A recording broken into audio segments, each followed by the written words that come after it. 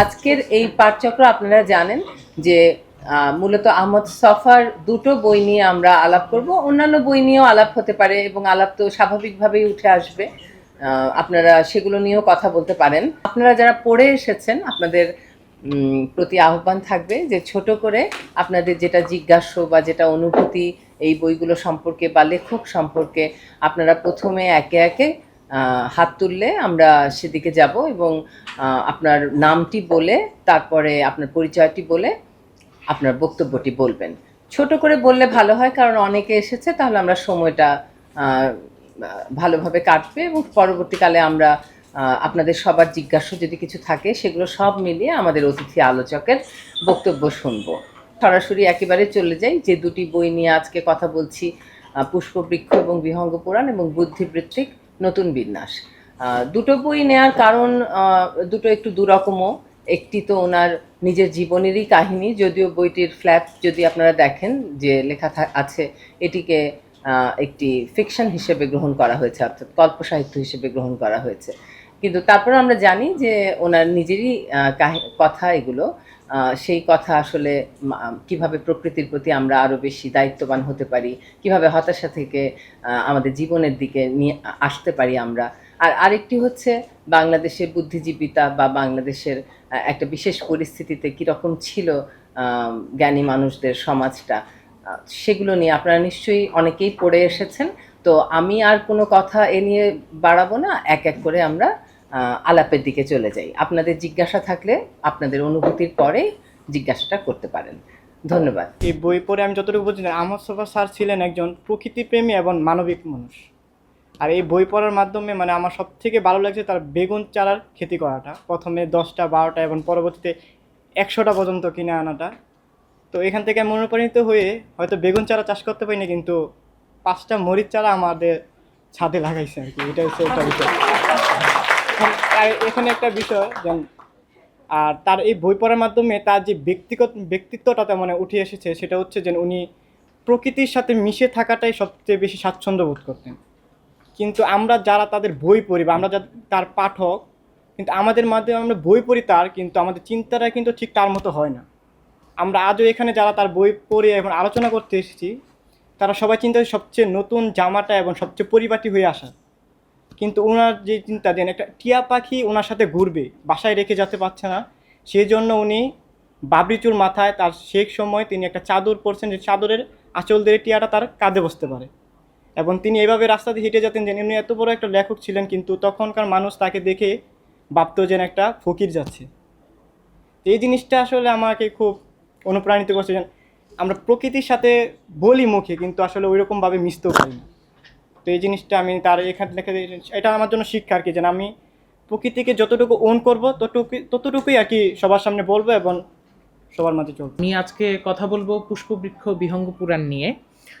যখন আমি উপন্যাসটা শুরু করি তখন আমার কাছে মনে হয়েছিল যে এটা প্রকৃতি প্রেমের একটি উপন্যাস, এবং পড়তে পড়তে পড়তে পড়তে আমি একটা ঘোরের মধ্যে চলে গিয়েছিলাম এবং পুরো উপন্যাসটা জুড়েই আমার মাথায় শুধু জীবনানন্দ দাশের একটা লাইন ঘুরছিল, যে জীবন ফড়িংয়ের দোয়েলের মানুষের সাথে দেখা হয় না কোথা। তবে আমি যখন উপন্যাসের একদম শেষ পাতায় আসি, ঠিক সেখানেই আহমদ ছফা লিখছেন, মানুষের মতো কর্তব্য পালন করার জন্য মানুষের মাঝে ফিরে না গিয়ে উপায় কী। ঠিক তখন আমার দৃষ্টিভঙ্গি বদলে যায়। আমার কাছে মনে হয়েছে যে প্রকৃতি প্রেমের আড়ালে এটি মূলত একটি অত্যন্ত মানবিক উপন্যাস। আমি আশা করি দুটি উদাহরণ দিলে পরিষ্কার বোঝা যাবে। আহমদ ছফা একটা বাগান চাষ করছেন, এটা নিয়ে উনি অনেক ঝামেলা পোহাচ্ছেন, অথচ যখন উনি বস্তির ছেলেদের কথা ওনার মনে হলো তখন তিনি বস্তিতে গিয়ে একটা স্কুল স্থাপন করলেন। সেখানে সময় দেওয়ার পাশাপাশি এখানে চাষাবাদ করে উনি যেই ফসল ফলালেন সেটা দিয়ে উনি সর্বপ্রথম ফসল দিয়ে উনি সেই বাচ্চাদের একদিন খাওয়ানোর ব্যবস্থা করলেন। আচ্ছা, এমনকি তার চেয়েও বড় মানবিক বিষয় যেটা আমার কাছে মনে হয়েছে, যে সেখান থেকেই তিনি একটা ছেলেকে তার বাড়িতে নিয়ে গিয়েছেন, তার কাপড় চোপড়ের ব্যবস্থা করেছেন, সম্পূর্ণভাবে সেই বাচ্চাটার দায়িত্ব তিনি নিয়েছেন। তো প্রকৃতিপ্রেমের আড়ালে এটা আমার কাছে মূলত একটি মানবিক উপন্যাসই মনে হয়েছে, কারণ প্রকৃতির মাঝে সময় কাটাতে কাটাতে প্রকৃতি তাকে মানুষের মতো মানুষ হওয়ার যে শিক্ষা দিয়েছে, সেই শিক্ষাটাই যে সমাজে মানুষের মাঝে ছড়িয়ে দিতে হবে, সেই চেষ্টাটাই আহমদ ছফা করেছেন বা একটা আহ্বান আমাদের প্রতি রেখে গেছেন। এটা ছাড়াও আমাদের প্রধান অতিথির কাছে প্রশ্নের বদলে একটা অনুরোধ আছে যে সম্ভবত আহমদ ছফার এটা একমাত্র কাজ যেটা উনি ইংরেজিতে অনুবাদ করা শুরু করেছিলেন। পরবর্তীতে ম্যারি ফ্রান্সিস ডানহাম এবং সলিমুল্লাহ খান স্যার নিজেও ওনারা এই অনুবাদের কাজটা শেষ করেছেন। যদিও উনি টিবিএসের একটা ইন্টারভিউতে 2022 সালে বলেছিলেন বইটা উপন্যাস আকারে বের হওয়ার কথা, এখনও সেটা বের হয়নি। তো স্যার, আহমদ ছফার একজন নিবিড় পাঠক হিসেবে আপনার কথা সবসময় সবার আগে উঠে আসে।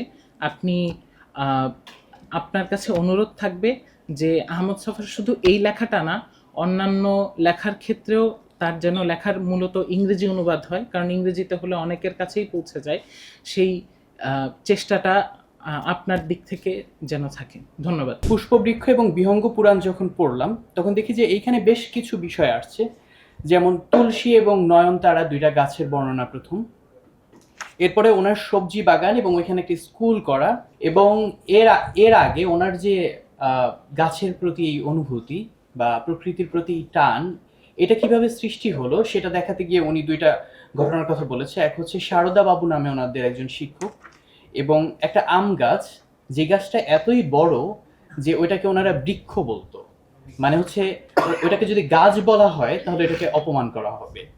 এবং তারপরে শালিক পাখির ঘটনাটা দিয়ে শেষ হয়। তো জাপানিজ একটা টার্ম আছে যেটা হচ্ছে শিনরি নিয়োকো, মানে বলা হয় যে জাপানে নাকি যখন কোনো মানুষ চিকিৎসকের কাছে যায়, অনেক সময় চিকিৎসকরা শিনরি নিয়োকো নামে একটা জিনিস প্রেসক্রাইব করে রোগীদের। সেটা হচ্ছে যে প্রতিদিন আপনি সময় করে কিছুটা সময় জঙ্গলে গিয়ে বা কোনো গাছের কাছে গিয়ে গাছের সাথে কাটাবেন। এতে করে যেটা হবে যে ওই গাছের সবুজ পাতা, তারপর ওইখানে আসা পাখি, গাছের নিচের মাটি, এই সমস্ত জিনিস দেখলে আপনার মনের মধ্যে একটা ফ্রেশনেস আসবে, এবং এইটা আপনাকে মানসিকভাবে সুস্থ রাখতে সহায়তা করবে। তো এই বইটা যখন আমি পড়ি তখন এই বইটা তো একটা জার্নির মতো আর কি। ওনার এই যে 3.5 মাসের যে সবজি বাগানের গল্প, এই সমস্তটা একটা জার্নি। তো প্রথম থেকে শেষ পর্যন্ত গেলে মনে হয় যে অ্যাকচুয়ালি আমি একটা শিনরি নিয়োগ করে আসলাম, মানে হচ্ছে আমি একটা জঙ্গলের মধ্যে দিয়ে একটা পরিভ্রমণ করে আসলাম, এবং মানে অনেকটা একটা গোসল করে আসার মতো বা একটা বৃষ্টিতে ভিজে আসার মতো। পুরো বইটা যখন আমি শুরু করলাম তখন খুব স্ক্যাটার্ড একটা মন ছিল, কিন্তু যখন বইটা শেষ করলাম তখন মনে হলো যে একটা সমস্ত মন, সমস্ত কিছু একটা জায়গায় কেন্দ্রীভূত হলো। তো আমি আজকে কথা বলবো সাম্প্রতিক বিবেচনায় বুদ্ধিবৃত্তির নতুন বিন্যাস, আহমদ ছফা সাহেবের। বইটি বাংলাদেশে অত্যন্ত জনপ্রিয়, কিন্তু সবাই আলোচনা করে। আমি মোটামুটি বইটা কয়েকবার শেষ করার পরে একটা সমালোচনা খুঁজে পেলাম। সেটা হলো তিনি তার জীবদ্দশায় 71 সাল পরবর্তী সময়কে নিয়ে বুদ্ধিজীবীদের তৎকালীন অবস্থান এবং তারা সমাজে কীভাবে প্রভাব বিস্তার করতেন, রাষ্ট্রে কীভাবে তারা প্রভাব বিস্তার করতেন, চিন্তা জগৎকে তারা কীভাবে পরিবর্তন করতেন, সেটা নিয়ে আলোচনা করেছেন। কিন্তু আসলে সার্টেন একটা পিরিয়ড নিয়ে বুদ্ধিজীবীদের আলোচনা করলে হয় না, কারণ তারা দেখা যাচ্ছে 71 পরবর্তী সময়ে তাদের একটা অবস্থান ছিল, এবং 71 পরবর্তী এখন যেই বুদ্ধিজীবীদের একটা আলোচনা চলছে, 24-এর গণ অভ্যুত্থান নিয়ে যে আলোচনা চলছে, তো তারা এখানে একটা অবদান রেখেছেন। কিন্তু তিনি শুধু 71 কেন্দ্রিকই ছিলেন, 71-এর বাইরে তিনি যেতে পারেননি। তো এটা তার বইয়ের একটা দুর্বলতা বলা যেতে পারে। তিনি যদি 71 পূর্ববর্তী সময়ের বুদ্ধিজীবীদের অবস্থান নিয়ে এবং ঐতিহাসিকভাবে কিছুটা তুলে নিয়ে আসতেন, তাহলে আমার মনে হয়, আমার ক্ষুদ্র জ্ঞানে মনে হয় বইটা একটু পূর্ণতা পেত। এটা হচ্ছে আমার দিক থেকে একটা চিন্তার জায়গা। আরেকটা হলো যে আমরা বইটার শিরোনাম থেকে হয়তোবা বুঝতে পারি যে তিনি শুধু বুদ্ধিজীবীদের নিয়ে বইটার ভিতরে আলোচনা করেছেন, কিন্তু লেখক খুব সূক্ষ্মভাবে বইয়ের আমার কাছে যে এডিশনটা আছে, এটা 70 পৃষ্ঠার পরবর্তীতে তিনি আর বুদ্ধিজীবীদের নিয়ে ব্যাপক কোনো আলোচনা করেননি। তিনি বুদ্ধিজীবীদের আলোচনাকে ওখানে স্টপ করে তিনি ওখানে তিনি স্বপ্ন নিয়ে এসেছেন। তিনি বাংলাদেশের ভবিষ্যৎ, রাজনীতি, অর্থনীতি এবং ইতিহাস, ঐতিহ্য নিয়ে আলোচনা করে তিনি বারবার একটা শব্দের দিকে আমাদেরকে তাগিদ দিচ্ছিলেন যে আমাদের বাংলাদেশের জন্য একটা রেনেসা খুব প্রয়োজন। ইউরোপে রেনেসা হয়ে গিয়েছে, তারা শিল্প বিপ্লব করেছে, কিন্তু আমাদের সেই রেনেসাটা প্রয়োজন। আমার বই নিয়ে এই সামগ্রিক এই দুইটা আলাপই ছিল। এখন বই কেন্দ্রিক আমার প্রশ্ন আছে। প্রশ্নটা আমাদের সম্মানিত সলিমুল্লাহ খানের বরাবর। তিনি সফা সাহেব বইয়ের ভিতরে বারবার জঙ্গিলা শব্দটা উপাধিটা ব্যবহার করেছেন আইয়ুব খানের ব্যাপারে, কিন্তু এখন আমি এখানে যেটা বুঝতে পারিনি সেটা আইয়ুব খানের নামটা আসার আগে তিনি জঙ্গিলাট ব্যবহার করেছেন। এখন এই জঙ্গিলাটের কারণটা কি? সেটা কি ছিল কোনো রাজনৈতিক কারণ নাকি অন্য কোনো কারণে তিনি এই শব্দটা ব্যবহার করেছেন? সেটা আমি সম্পূর্ণ বই থেকে ঠিক বোধগম্য হয়ে উঠতে পারিনি, যার জন্য স্যার বরাবর আমি আজকে বিষয়টা বুঝে নিতে যাচ্ছি। আর দ্বিতীয় প্রশ্নটা হলো, আমরা সাধারণত ডানপন্থী বা বামপন্থী শব্দের সাথেই বাংলাদেশে বেশি পরিচিত, কিন্তু লেখক খুব সুন্দরভাবে সম্পূর্ণ বইয়ের ভিতরে 90% শব্দ ব্যবহার করেছেন দক্ষিণপন্থী। আমি যদি একটা শব্দ উদ্ধৃতি করি, তিনি এখানে 11 পৃষ্ঠায় বলছেন যে দক্ষিণপন্থী প্রক্রিয়াশীল এবং ছদ্মবেশী প্রগতিশীল এই উভয় গোষ্ঠীকে পরাজিত করতে না পারলে আমাদের দেশে প্রগতিশীল সংস্কৃতি এবং রাজনৈতিক উত্থান অসম্ভব। এখন এখানে এক এক জায়গায় তিনি দক্ষিণপন্থীদের এক একভাবে সংজ্ঞায়িত করেছেন। এখন এই দক্ষিণপন্থী বলতে তিনি আসলে কি বুঝিয়েছেন আমি ঠিক বুঝে উঠতে পারিনি। এটা আমি স্যারের কাছে একটু প্রশ্ন রেখে যাচ্ছি। আমাদের আহমদ ছফা মনে হয় যে এটা আমাদের প্রথম পড়া। আহমদ ছফার বইটা আমি প্রথম পৃষ্ঠা থেকে একটু ভালো মতো পড়ি যখন আমি বইটা হাতে পাই। তো প্রথম পেজে আমি একটা জিনিস পাই যে ব্যক্তি জীবনে বা রাজনৈতিক জীবনে আহমদ ছফা সমাজ প্রচলিত সফলতার মুখ কখনো দেখেছেন তেমনটি আমার মনে হয়নি। বইটি পড়ে আমার কাছে মনে হয় যে আহমদ ছফা একজন চিন্তাশীল, সংবেদনশীল, সৎ মানুষ, যিনি কিনা স্বার্থপর আর অমানবিক পরিবেশের ঘটনা নিয়ে আলোচনা করলেন। তার যখন তিনি বেগুন চাষ করেন তখন তার কয়েক কাঠা জমিতে বেগুন চাষ, টমেটো আর বিভিন্ন রকম সবজি বাঁধাকপির চাষ করেন। তখন তার আর কি গরু ছাগলের হাত থেকে বাঁচানোর জন্য তিনি কাঁটাতারের ব্যবস্থা করেন। কিন্তু যখন তিনি কোনো একটা কাজে কোথাও যান, তার কাঁটাতারের বেড়া ভেঙে কেউ গরু ঢুকিয়ে দেয়। তখন তিনি একটা কথা বলেন যে তখন আহমদ ছফা আন্তর্জাতিক ছাত্রাবাসে ছিল। তখন একটা কথা বলেন যে দেশের সর্বশ্রেষ্ঠ শিক্ষার্থীদের মাঝখানে এখানে এমন শত্রু কে আছে যে গ্রামীণ বর্বরতার প্রকাশ ঘটিয়ে আমার ক্ষেতটার এমন সর্বনাশ সাধন করেছে। আমি একটা কথা বলি, আমাদের এখানে অনেকেই আছি, সবাই পড়াশোনা করে আমরা অনেক বড় হই, কিন্তু আমাদের মনে হয় যে আমরা সবাই একটা থাকে না, বাংলাদেশের জাতির একটা পিছুটান আছে যে কেউ উপরে উঠলে আমরা তাকে নামিয়ে দিব, কেউ আগায় গেলে তো আমরা পিছনে টেনে আনবো। আমার এই কথাটা থেকে মনে হয়েছে যে আহমদ ছফা তখন থেকে আমাদের একটা কথা দিয়ে যাচ্ছেন যে আমরা 1996 সালে বইটা যেহেতু প্রকাশ পায়, তখন থেকেই আমরা বুঝতে পারছি যে শিক্ষিত সমাজরাই যদি আমরা এরকম বর্বর নীচ মানসিকতা নিয়ে বেড়ে উঠি, তাহলে আমাদের গ্রামীণ বা যে যারা আছে যে শিক্ষা থেকে বঞ্চিত তাদের কি হবে। আরেকটা কথা হয় এখানে, আহমদ ছফা এখানে লিখেছেন তিনি একটা স্কুল পরিচালনা করতেন মোস্তান নামে একজনের সাথে। তো তখন যে উনি স্কুলের নামটা রাখেন শিল্পাচার্য এস এম সুলতানের। তখন আমি একটা কথা বুঝি, আহমদ ছফা একজন দার্শনিক, চিন্তাশীল, সংবেদনশীল, প্রকৃতিপ্রেমী হওয়ার পাশাপাশি তিনি কিন্তু চিত্র শিল্প এগুলো নিয়ে অনেক কাজ করেছেন। কিন্তু আমাদের বর্তমানে যারা আমরা এখন পড়াশোনা করছি তাদের কিন্তু একটা থেকে যায় যে আমার আম্মু কিন্তু চাকরি করেছে, আমার আব্বু এখনো চাকরি করে, সরকারি চাকরি, কিন্তু তাদের মধ্যে একটা কথা যে তুমি টেক্সট বুক পড়ো, তুমি কেন যে এগুলো বই পড়বা, টেক্সট বুক পড়ো, পড়াশোনায় ভালো করো। কিন্তু আমার তো বই পড়তে ভালো লাগে। আহমদ ছফার এই জিনিসটা দেখে আমি বুঝলাম যে শিক্ষিত মানুষরা যদি একটু চিত্রকর্ম বা শিল্পী, গুণী, জ্ঞানী এদের একটু ভালো মতো একটু পর্যালোচনা করে বা বাচ্চাদের উৎসাহিত করে, তাহলে অনেক বাচ্চারই কিন্তু আমাদের পূর্বে, যেমন অনেক আগে আমি এস এম সুলতানের কথা বলি, তারপর থেকে আমার জানার মধ্যে বাংলাদেশে কোনো মানে চিত্রশিল্পীর নাম আমি এখনো শুনিনি। যদি তখন থেকে আমাদের বাবা মা বা আমাদের অ্যারাউন্ড যারা ছিল, আশেপাশে চারপাশের পরিবেশ যারা ছিল, তারা যদি আমাদের উৎসাহিত করতো, আমার মনে হয় যে আহমদ ছফার তাহলে লেখাটা বিফলে যেত না। আহমদ ছফাকে ছোটবেলা থেকেই আসলে যখন মাধ্যমিক শ্রেণীতে পড়ি, উপন্যাসের মাধ্যমে তার সাথে পরিচয়।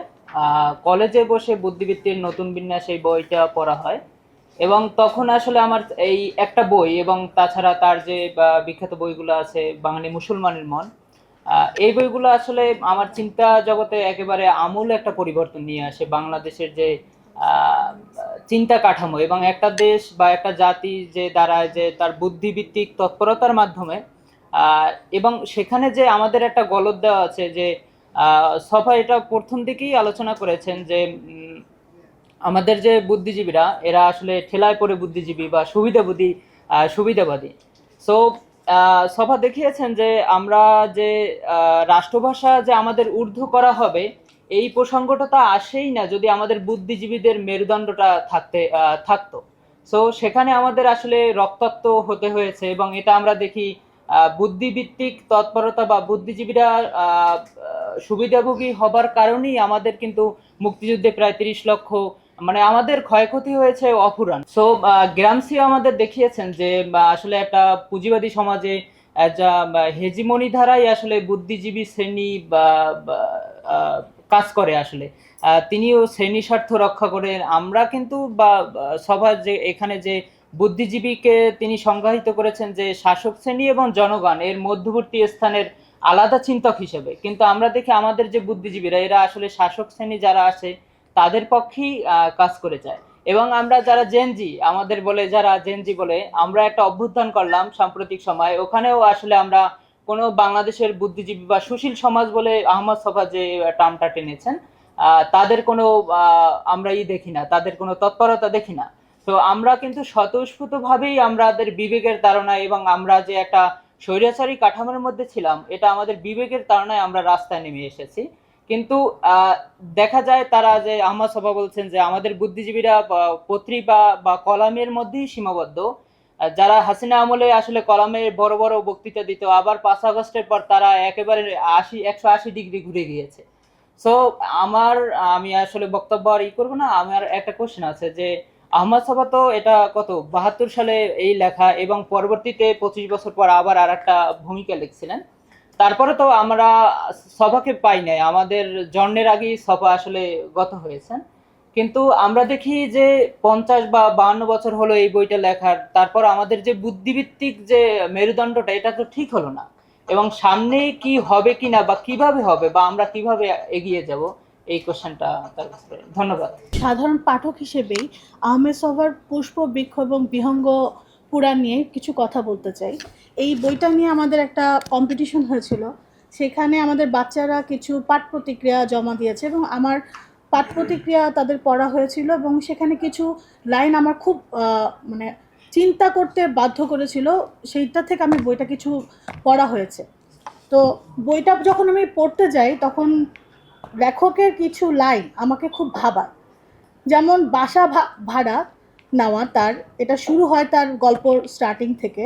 বাসা ভাড়ার যে দৃষ্টিভঙ্গিটা, এটা যে নতুনত্ব একটা টার্ম আসে এখানে, যে উনি নিজে তার বাসাটা ভাড়া দিতে যায় না। আমরা সবাই জানি যে বাসাটা আমাদের একটা কমফোর্ট জোন, যেখানে আমরা শান্তি পাই, কিন্তু এখানে বাসা ভাড়া উনি যখন নিতে যায় সে নিজে যায় না। সেটা আমরা পরবর্তীতে বুঝতে পারি যে তার যে পুরানো বাসাটা ছিল সেখানে সে প্রকৃতির সাথে অনেক কানেক্টেড ছিল। সে তার প্রকৃতিটাকে এতটাই পছন্দ করতো যে সে এখান থেকে তাকে যে যেতে হবে সেটা সে মেনে নিতে পারে নাই। সে নতুন বাসায় যাবে সেটার জন্য সে শর্ত দিয়েছে যে সে বাসার যে মালিক সে তার সাথে কথা বলতে চাচ্ছে, বলছে তো আপনি আমার কাছে মানে সে আমার কাছে আসবে, আমি যাব না সেখানে, আমি বাসা দেখলে পছন্দ না হলে আমি সেখানে সেই বাসায় উঠবো না। তো আমার কাছে বেশি ভাবিয়েছে যে কখনো কি কোনো বাসার মালিক এই ভাড়াটিয়ার কাছে যাবে আমার তাকে ভাড়া দেওয়ার জন্য।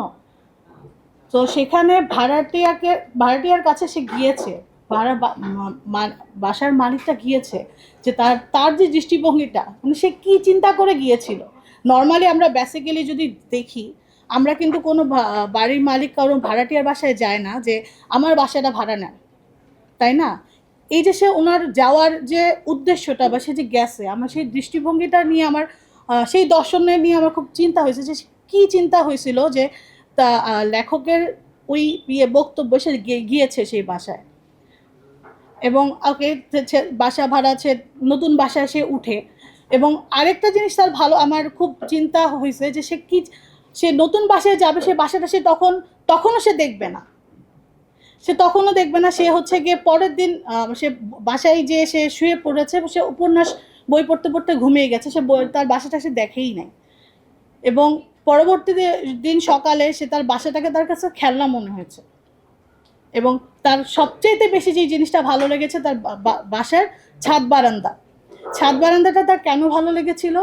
কারণ সেখানে সে প্রকৃতির সাথে নিজেকে কানেক্ট করতে পেরেছিল। তার বারান্দার দরজাটা সে যখন খুলে দিয়েছিল, তার কাছে যে প্রকৃতির যে হাওয়া, প্রকৃতির যে সে সূর্যাস্ত এবং গাছের যে তার বাসার পাশে যে নারিকেল গাছটা ছিল, সেটার যে হাওয়াটা তার কাছে লেগেছে, সে তার কাছে সেই আনন্দটা এরকম ছিল যে সে নতুন জন্ম, সে নিজেকে সেটাকে নতুনভাবে জন্ম হিসেবে সে প্রকাশ করেছিল। আর সে তার কাছে লেগেছিল সে তার পুরান বাসার সাথে নিজের নতুন বাসার যে কম্পারিজন যে করেছিল, যে মাতৃগর্ভ থেকে সে নতুনভাবে আবার পুনরায় জন্মগ্রহণ করেছে। কারণ নতুন বাসাটা ছিল তার নিচতলা, সেখানে সে নিজে গাছ লাগিয়েছে, গাছের সাথে সম্পৃক্ততা ছিল। আর এখন সে 4 তলা বাসায় থাকে, সেখানে সে প্রকৃতির এমন একটা স্তরে আছে যেখানে তার শরীরে সে যখন দাঁড়াচ্ছে তার সাথে সাথে প্রকৃতিও থেমে রয়েছে, বাতাস তার উপর দিয়ে চলে যাচ্ছে, সূর্য চন্দ্র সব সে পর্যবেক্ষণ করতে পারতেছে। আর যখন সে নিচতলা ছিল তখন সে গাছটাকে পর্যবেক্ষণ করতো, সে নিজে সেটাকে পানি দিত, রক্ষণাবেক্ষণ করতো। বাসা থেকে সে ফেরত আসার সময় এটা সে ভেবেছে যে সে কীভাবে ওই জিনিসগুলো সে আবার দেখাশোনা করবে। তাদের জন্য মায়া হয়েছে, সেই মায়ার জন্য সে ওই পুরাণ বাসায় যেতে পারেনি। ধন্যবাদ। পুষ্প বৃক্ষ এবং বিহঙ্গ পুরাণ, এই বইটা আসলে আমার অনেক আগে পড়া হয়েছিল, কিন্তু তারপরেও অনেকগুলো লাইন আমার অনেক ভালো লাগছে, অনেক ভালো লেগেছিল।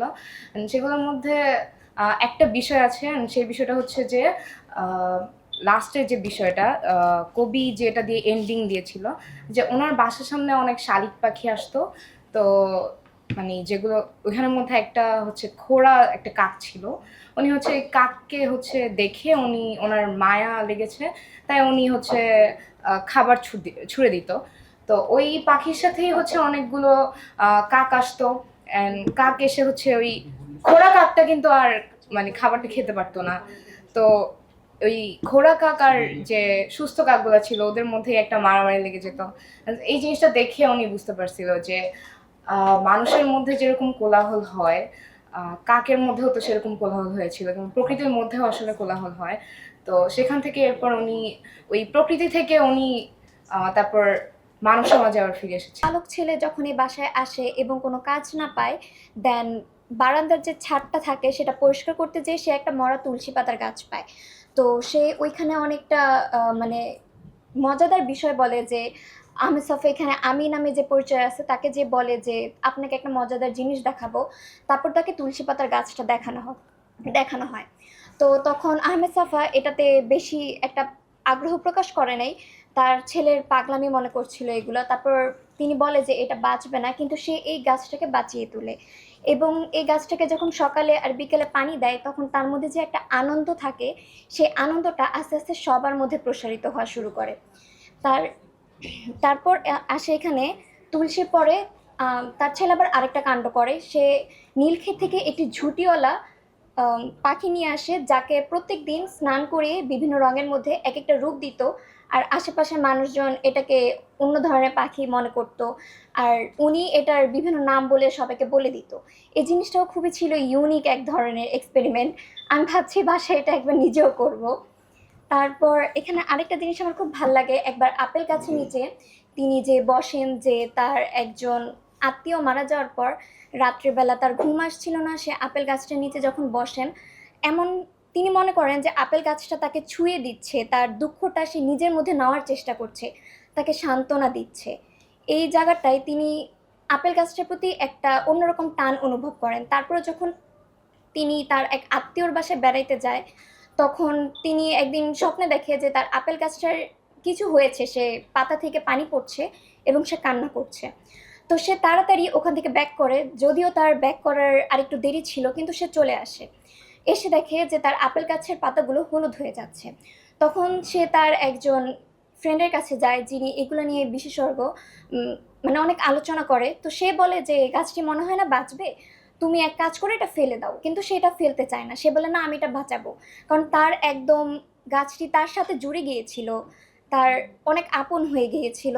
তো সে তাকে উপদেশ দেয় যে গাছটি অন্য জায়গায় নিয়ে তার শিকড়টা ভালোভাবে ধুয়ে তুমি সেটা ওই জায়গায় করে দেখো সে বাঁচে কিনা। এখন আমি এখানে কোনো গ্যারান্টি দিতে পারছি না সেটা বাঁচবে কিনা, কিন্তু সে ওই গাছটিকে বাঁচায়। তার প্রকৃতির প্রতি এত ভালোবাসা, অ্যাট্রাকশন, এসব কিছু আমাকে অনেক মুগ্ধ করে। আমরা যখন এই যে পরিবেশ নিয়ে আলাপ করি, অথবা ধরেন এখনকার সময় একটা 1970 দশকের একটা গুরুত্বপূর্ণ টার্ম যে ইকো ক্রিটিসিজম নিয়ে যখন কথাবার্তা বলি, বাংলাদেশে যখন এইসব আলোচনা হয় তখন আমরা সাধারণত মানিক বন্দ্যোপাধ্যায়ের কথা আনি, তিতা সেতী নদীর নাম বা এই যে অদ্বৈত মল্ল বর্মনের কথা আনি, অথবা মোস্টলি মানে বিভূতিভূষণের কথা আনি, মানে হচ্ছে তার নানা ইয়া দিয়ে আমরা হচ্ছে ইকো ক্রিটিসিজমকে ব্যাখ্যা করতে চাই। তো এই বইটা পড়ার পরে আমার যেটা মনে হয়েছে যে মানে আহমদ ছফাকে ইকো ক্রিটিক্যালি কীভাবে পাঠ করা যায়, এটা একটা চমৎকার উদাহরণ। কারণ হচ্ছে মানে 70-এর দশকে মানে অনেক তাত্ত্বিক মানে এই ইকো ক্রিটিসিজম নিয়ে আলাপ করছেন, যেমন গুরুত্বপূর্ণ তাত্ত্বিক যিনি এটা পায়োনিয়ার আমেরিকাতে, মানে গ্লফেলটি, তারপরে গ্লিনে লাভ, তারপরে হচ্ছে যে ইন্ডিয়াতে বন্দনা শিবা, ওনারা আলোচনা করছেন, বা আমাদের অমিতাভ ঘোষরাও। কিন্তু এই যে পুষ্পবৃক্ষ বিহঙ্গ পুরাণ পাঠ করার পর আপনার এই যে আপেল গাছের সাথে তার সম্পর্ক, তারপরে হচ্ছে উনি যখন বাগান করার পরে বাড়িতে চলে যান, তো সেখানে যে তার এই বাগানের প্রতি বা সবজি ক্ষেতের প্রতি যে টান, তারপর হচ্ছে যে পাখি হারানোর পর তার যে মর্মবেদনা, এটা বেসিক্যালি মানে হিউম্যান নেচার রিলেশনশিপ। মানে শুধু আমরা নেচারকে কন্ট্রোল করতেছি না, নেচারও আমাদেরকে কন্ট্রোল করতেছে। মানে এটা যদি লাকানিয়ান গেইজের দিকে যাই একটু ডিফারেন্ট হয়ে যায়। যেমন আমরা ওই যে পদ্মা নদীর মাঝিতে মালা বা ইয়ার গেইজ অন্যভাবে দেখি। যেমন আমি যখন ওই যে কুমড়া ফুলের অথবা লাউ গাছের যে ডগাটা দেখতেছি বা লাউ হচ্ছে এটা দেখছি, তখন লাউর সৌন্দর্য কিন্তু আমার উপরে এক ধরনের ইফেক্ট তৈরি করতেছে। এটা হচ্ছে যে এক ধরনের আমি কাউকে দেখে যেরকম আনন্দ পাই, প্লেজার অ্যাট সিইং, আবার প্লেজার বিং সিন, মানে আমি দেখে আনন্দ পাচ্ছি। মানে আলটিমেটলি ওই লাউ গাছের যেই ডগা, এটা কিন্তু আমার উপর কন্ট্রোল নিচ্ছে। আহমদ ছফার উপরে ওই ব্যাপারটা এভাবে কন্ট্রোল নিয়েছিল, এবং উনি এভাবে নেচার দ্বারা মানে একবারে খুব বেশি মানে কি বলে কন্ট্রোলড হয়েছেন। তো এখানে ওই যে যেমন গ্লফেলটি যেটা বলতেন, সেটা হচ্ছে নেচারে আপনি শুধু একটা ব্যাকগ্রাউন্ড হিসেবে দেখবেন না, nature is not a background but A driving force. এটা আপনার উপর একটা ফোর্স আরোপ করে, সেটা হচ্ছে যে নেচার আপনাকে কন্ট্রোল করতে চায়। তো এই যে আমি যেটা প্রস্তাবনা, সেটা হচ্ছে যে আহমদ ছফাকে আপনি ইকোক্রিটিক্যাল লেন্সে পাঠ করার যে একটা সুযোগ আছে, সেটা হচ্ছে পুষ্পবৃক্ষ এবং বিহঙ্গ পুরাণ, এটা সবচেয়ে বড় উদাহরণ আর কি। তো এই প্রস্তাবনাটা রেখেই আমার কথা শেষ করছি, ধন্যবাদ। পুষ্পবৃক্ষ এবং বিহঙ্গ পুরাণ বইটি পড়ে আমি এক বিশেষ দিক খুঁজে পেয়েছি, বিশেষ করে ব্যর্থতার থেকে উঠে দাঁড়িয়ে আবার নতুন করে শুরু করার। তিনি বৃক্ষ ও পাখির মাধ্যমে একটি সুন্দর শিক্ষা দিয়েছেন, কিভাবে শেষ থেকে নতুন করে শুরু করা যায়। যেমন শাহবাগ থেকে একটি থেতলানো বেগুন গাছ লেখক পরম যত্নে হাতে নিয়ে আসেন, যেটা দেখে অনেকে বলেছিল গাছটি বাঁচানো সম্ভব হবে না, কিন্তু তিনি যত্ন করার পর গাছটি অদ্ভুতভাবে বেঁচে ওঠেন, যা গাছটির মাধ্যমে বোঝায় কিভাবে ব্যর্থতা থেকে উঠে দাঁড়াতে হয়।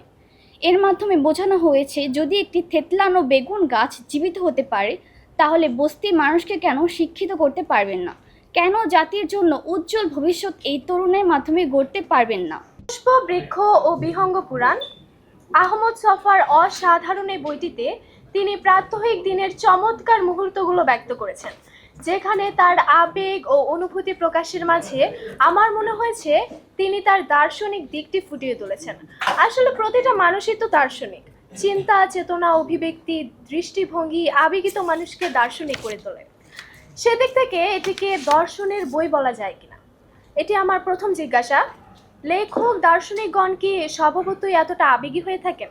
কোনো রাস্তার পাশের গাছ ফুল আকাশ দেখেও কি মানুষের হৃদয় কম্পিত হয়? আমার মতে সাধারণ মানুষের এরকম হয় না। প্রকৃতির ক্ষুদ্র বিষয়গুলো সাধারণ মানুষ কখনো হদিসে রাখেন না।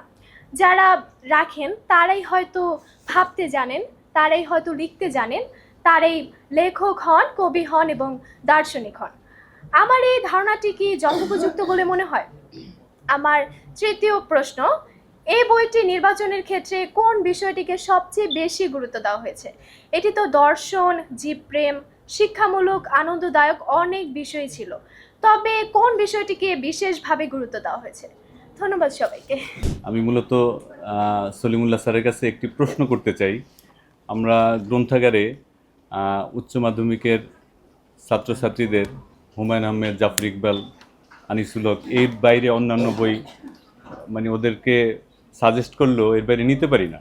ওরা এইগুলির মধ্যে একটা, ঠিক আছে, ওদের আগ্রহটা বেশি। তো আমাদের যেহেতু এখানে কিছু স্টুডেন্ট আমাদের সাথে এসেছে, এখন এই উচ্চ মাধ্যমিক শ্রেণীর যারা আছে বা আরও স্টুডেন্ট, কলেজ স্টুডেন্ট যারা আছে, আহমেদ ছফা পাঠ তাদের জন্য জরুরি কেন? স্যার যদি এটা একটু বলতেন তাহলে ওরা হয়তো আর একটু বিচিত্র পাঠের দিকে এগোতো আর কি। ধন্যবাদ স্যার। এটা আজকে আলোচনায় রেখেছি আর কি, বুদ্ধিভিত্তিক নতুন বিন্যাস। সেখানে উনি বলেছেন, আমি একটু কোট করি আর কি, বুদ্ধিজীবীরা যা বলতেন শুনলে বাংলাদেশ স্বাধীন হতো না, এখন যা বলছেন শুনলে বাংলাদেশের সমাজ কাঠামোর আমূল পরিবর্তন হবে না। আগে বুদ্ধিজীবীরা পাকিস্তানি ছিলেন বিশ্বাসের কারণে নয়, প্রয়োজনে। এখন অধিকাংশ বাঙালি হয়েছেন সেও ঠেলাই করে। তাহলে কি এখন যেসব ইন্টেলেকচুয়াল আলোচনা হচ্ছে সেটা কি শুধুমাত্র ঠেলাই পড়ে বা প্রয়োজনে? এখন ঠেলাই পড়ে হইতে পারে, প্রয়োজনটা কি এটা একটা গুরুত্বপূর্ণ প্রশ্ন আমার মনে। তো আমার মনে হয় যে এখানে গুরুত্বপূর্ণ একটা প্রশ্ন হলো ভাতের প্রশ্ন আসলে। কারণ আপনাকে যখন বুদ্ধিভিত্তিক নতুন নতুন আপনি জিনিস তৈরি করবেন, তখন আপনাকে কিন্তু নিজের ভাত কাপড়ে যোগান দিয়ে তারপরে করতে হবে। এখন সাধারণত যারা বুদ্ধিজীবিতা করেন তারা বেসিক্যালি রাজনৈতিক অ্যাক্টিভিজমের বুদ্ধিজীবিতা করেন, কখনো সাংস্কৃতিক অ্যাক্টিভিজমের বুদ্ধিজীবিতা করেন না। ঠিক তার পরের পৃষ্ঠায় আহমেদ ছফা কিন্তু এখানে লিখেছেন আর কি, রাজনীতির পাশাপাশি সাংস্কৃতিক কর্মকাণ্ডের প্রয়োজন অপরিহার্য উঠেছে। এই যে ঠিক আমি মনে করি জুলাই পরবর্তী সময়ে রাজনীতির পাশাপাশি সাংস্কৃতিক কর্মকাণ্ডের প্রয়োজনীয়তা অপরিহার্য উঠেছে। তাহলে বাংলাদেশের যারা বুদ্ধিজীবিতা করছে তারা কেন সাংস্কৃতিক বুদ্ধিজীবিতা করছে না, বা সাংস্কৃতিক যে বিষয়ের যে প্রয়োজনীয়তা সেই প্রয়োজনীয়তা নিয়ে কেন কথা বলছে না? খুব যে আপনি যে কোনো রাজনৈতিক কর্মকাণ্ড করতে গেলে দেখবেন যে যে কোনো জায়গায় যে কোনো ইস্যু আপনি খুব নির্দ্বিধায় করতে পারবেন। আপনি চাঁদা পাচ্ছেন, আপনি অনুদান পাচ্ছেন, যে কোনো কিছু পাচ্ছেন। কিন্তু যদি আপনি সাংস্কৃতিক কর্মকাণ্ড করেন তাহলে সেখানে আপনি এরকম কোনো জিনিস দেখতে পাবেন না। আমার মনে হয় এই দায়ও বাংলাদেশের বুদ্ধিজীবীদের। ভাই আপনি ঘর থেকে বের হয়েছেন, বের হওয়ার পরে মনে করেন আপনার পকেটে টাকা নাই, আপনি খাবেন না, না খেয়ে থাকবেন, কিন্তু ভাই বাথরুম চাপতে তো আপনি আটকায় রাখতে পারবেন, আপনাকে তো যাইতে হবে। আর ঢাকা শহরে বাথরুম করতে 10 টাকা লাগে। তাহলে সাংস্কৃতিক কর্মকাণ্ড যে আপনি পরিচালনা করবেন সেখানে যে ধরনের সহযোগিতার প্রয়োজন, সেখানে যে ধরনের বুদ্ধিজীবীদের যে ধরনের অংশগ্রহণ প্রয়োজন সেই ধরনের অংশগ্রহণ তারা কেন করছে না? কারণ সংস্কৃতি তাদেরকে এই ধরনের অর্থনৈতিক যোগান যেটা বলে সেই ধরনের অর্থনৈতিক যোগান আসলে দিতে পারছে না। কিন্তু সেখানে যে রাজনৈতিক যেসব দল আছে বা রাজনৈতিক যেসব ব্যক্তি বা বর্গ আছে তারা কিন্তু তাদেরকে এই ফলোটা দিচ্ছেন। এই প্রশ্নের উত্তর আসলে আহমেদ ছফা এই বইতে আসলে দিয়ে গেছেন। আমি সেটাও যদি একটু কোট করে পড়ি, সেখানে উনি বলেছেন যে আমেরিকান এম্বাসি অনেক বেশি টাকা পয়সা দিয়ে অনেক বেশি অনুবাদক আসলে নেওয়া হয়, এবং তারা যারা এই ধরনের কাজ করে তাহলে প্রচুর পরিমাণে তারা অনুবাদ করে আর কি, এবং এইগুলো প্রচুর পরিমাণে সাপ্লাই দেওয়া হয় আর কি। এটা আমেরিকান এম্বাসি বা আমি এখানে আমেরিকান এম্বাসি শব্দটা উল্লেখ আছে, হয়তো যে কোনো ধরনের যে বহির্শক্তি আমরা যে বলি সেই বহির্শক্তির বিষয়গুলো আর কি উনি এখানে বিষয় বলি ইয়ে করেছেন। ঠিক সেম ক্ষেত্রে এখন যেসব অ্যাক্টিভিজম আমরা বুদ্ধিভিত্তিক অ্যাক্টিভিজম দেখছি সেটা হলো রাজনৈতিক ডামাডোলের রাজনৈতিক শ্রেণী শুধুমাত্র তাদের প্রয়োজনে যেসব বুদ্ধিজীবিতা বা বুদ্ধিবৃত্ত উপাদান দরকার হয়েছে সেই বুদ্ধিদীপ্ত উপাদানগুলো তৈরি করার জন্য আর কি। এই তৈরি করতে গেলে দেখবেন এখানে আহমেদ সাহেব আরেকটা লাইন বলেছেন, সাংস্কৃতিক এলিট শ্রেণীর সৃষ্টি হতে থাকে আর কি। হ্যাঁ, এখনো হচ্ছে। আপনি যে দেখবেন আমাদের সংস্কৃতিতে বা আমাদের লিটারেচারে যারা বুদ্ধিজীবিতা করছে তারা একটা এলিট শ্রেণীর বুদ্ধিজীবিতা করছেন। এই যে আমরা কিন্তু যারা সাহিত্য বা সংস্কৃতির সাথে যুক্ত আছি তারা খুব সুকৌশলে, খুব সঙ্গত বা অসঙ্গত কারণে হোক একটা শ্রেণীকে সাহিত্য থেকে খুব দূরে রাখছি। কেন রাখছি, কি জন্য রাখছি, সেটা আসলে আলাদা বিষয়। কিন্তু এখানে আরেকটা জিনিস আহমেদ সাহেব উল্লেখ করেছেন, সেটা হলো রাজনীতি আর সংস্কৃতি আলাদা হয়ে পড়লো। বাংলাদেশের সাহিত্য সংস্কৃতি এমনভাবে প্রাণস্পন্দনহীন হয়ে থাকার কথা ছিল না। যেটুকু প্রাণের লক্ষণ ছিল, মার্কিন ডলার একেবারে তা থেতলে দিয়ে গেল। মার্কিন দূতাবাস বাংলাদেশের অধ্যাপক, সাংবাদিক, কবি, সাহিত্যিকদের চড়া দামে দিয়ে কিনে নিয়ে গেল। আসলে আপনারা দেখবেন যে যে শ্রেণীর মানুষরা আমাদের এখানে বুদ্ধিজীবিতা করেন তারা একটা না একটা শ্রেণীর জন্য কিছু কিছু জিনিস উৎপাদন করে যাচ্ছেন। সেটা হলো মুক্তিযুদ্ধের বিভিন্ন উপকরণ। আগে এক ধরনের জিনিস তৈরি হয়েছে, এখন আরেক জিনিস তৈরি হচ্ছে। সেটা আসলে আমাদের জন্য বা গণমানুষের জন্য বা সাধারণ মানুষের জন্যই কি আসলে তৈরি হচ্ছে সেগুলো, নাকি সেই যে জিনিসগুলো বুদ্ধিজীবীরা তৈরি করছেন তারা হলো কারোর পক্ষ হয়ে কারোর জন্য উৎপাদন করছেন? সেটা আসলে একটা গুরুত্বপূর্ণ কোশ্চেন। উপন্যাসে যখন নামকরণ করা হয় তখন মূল ঘটনা কিংবা চরিত্র, এছাড়া পটভূমি, এই বিষয়গুলোর উপর সাধারণত লক্ষ্য রাখা হয়। এতে কখনো লেখক, ঔপন্যাসিক কিছুটা আবেগী হন, কখনো প্রতীকীভাবে নামটা ব্যবহার করেন। তো আহমেদ ছফার মতন একজন চিন্তাশীল মানুষ যখন কোনো শব্দ প্রয়োগ করেন কোনো লেখায়, অবশ্যই সেটা চিন্তা ভাবনা করেই তিনি করেন। এবং এখানে আমার মনে হয়েছে যে এই উপন্যাসের নামটা শুধু পুষ্প, বৃক্ষ এবং বিহঙ্গ এ পর্যন্ত কেন হলো না, উনি তারপর কেন পুরাণ শব্দটি আনলেন। তো এই চিন্তা থেকে পুরাণ শব্দের অর্থ আমরা যেটা জানি যে প্রাচীন কথা বা পুরাতন কোনো কিছু, পুরাতন কোনো বিষয়, এবং পুরাণ বলতে একটি ধর্মগ্রন্থকেও বোঝায় এবং যেখানে আপনার সৃষ্টির ইতিহাস থাকে, দেবতাদের উপাখ্যান আছে এবং নানা রকম জনশ্রুতি, ঋষিদের কথা, রাজাদের কথা, এই বিষয়গুলো আপনার সেখানে আসে। তো প্রাচ্যে যেভাবে কাহিনী বলা হয়, কাহিনীগুলোর শাখা প্রশাখা বিস্তৃত হয় এবং বিস্তৃত হয়ে সেগুলো মানে এমনভাবে সেগুলো বর্ণিত হয় যে একটি সমগ্রকে ধারণ করতে পারে।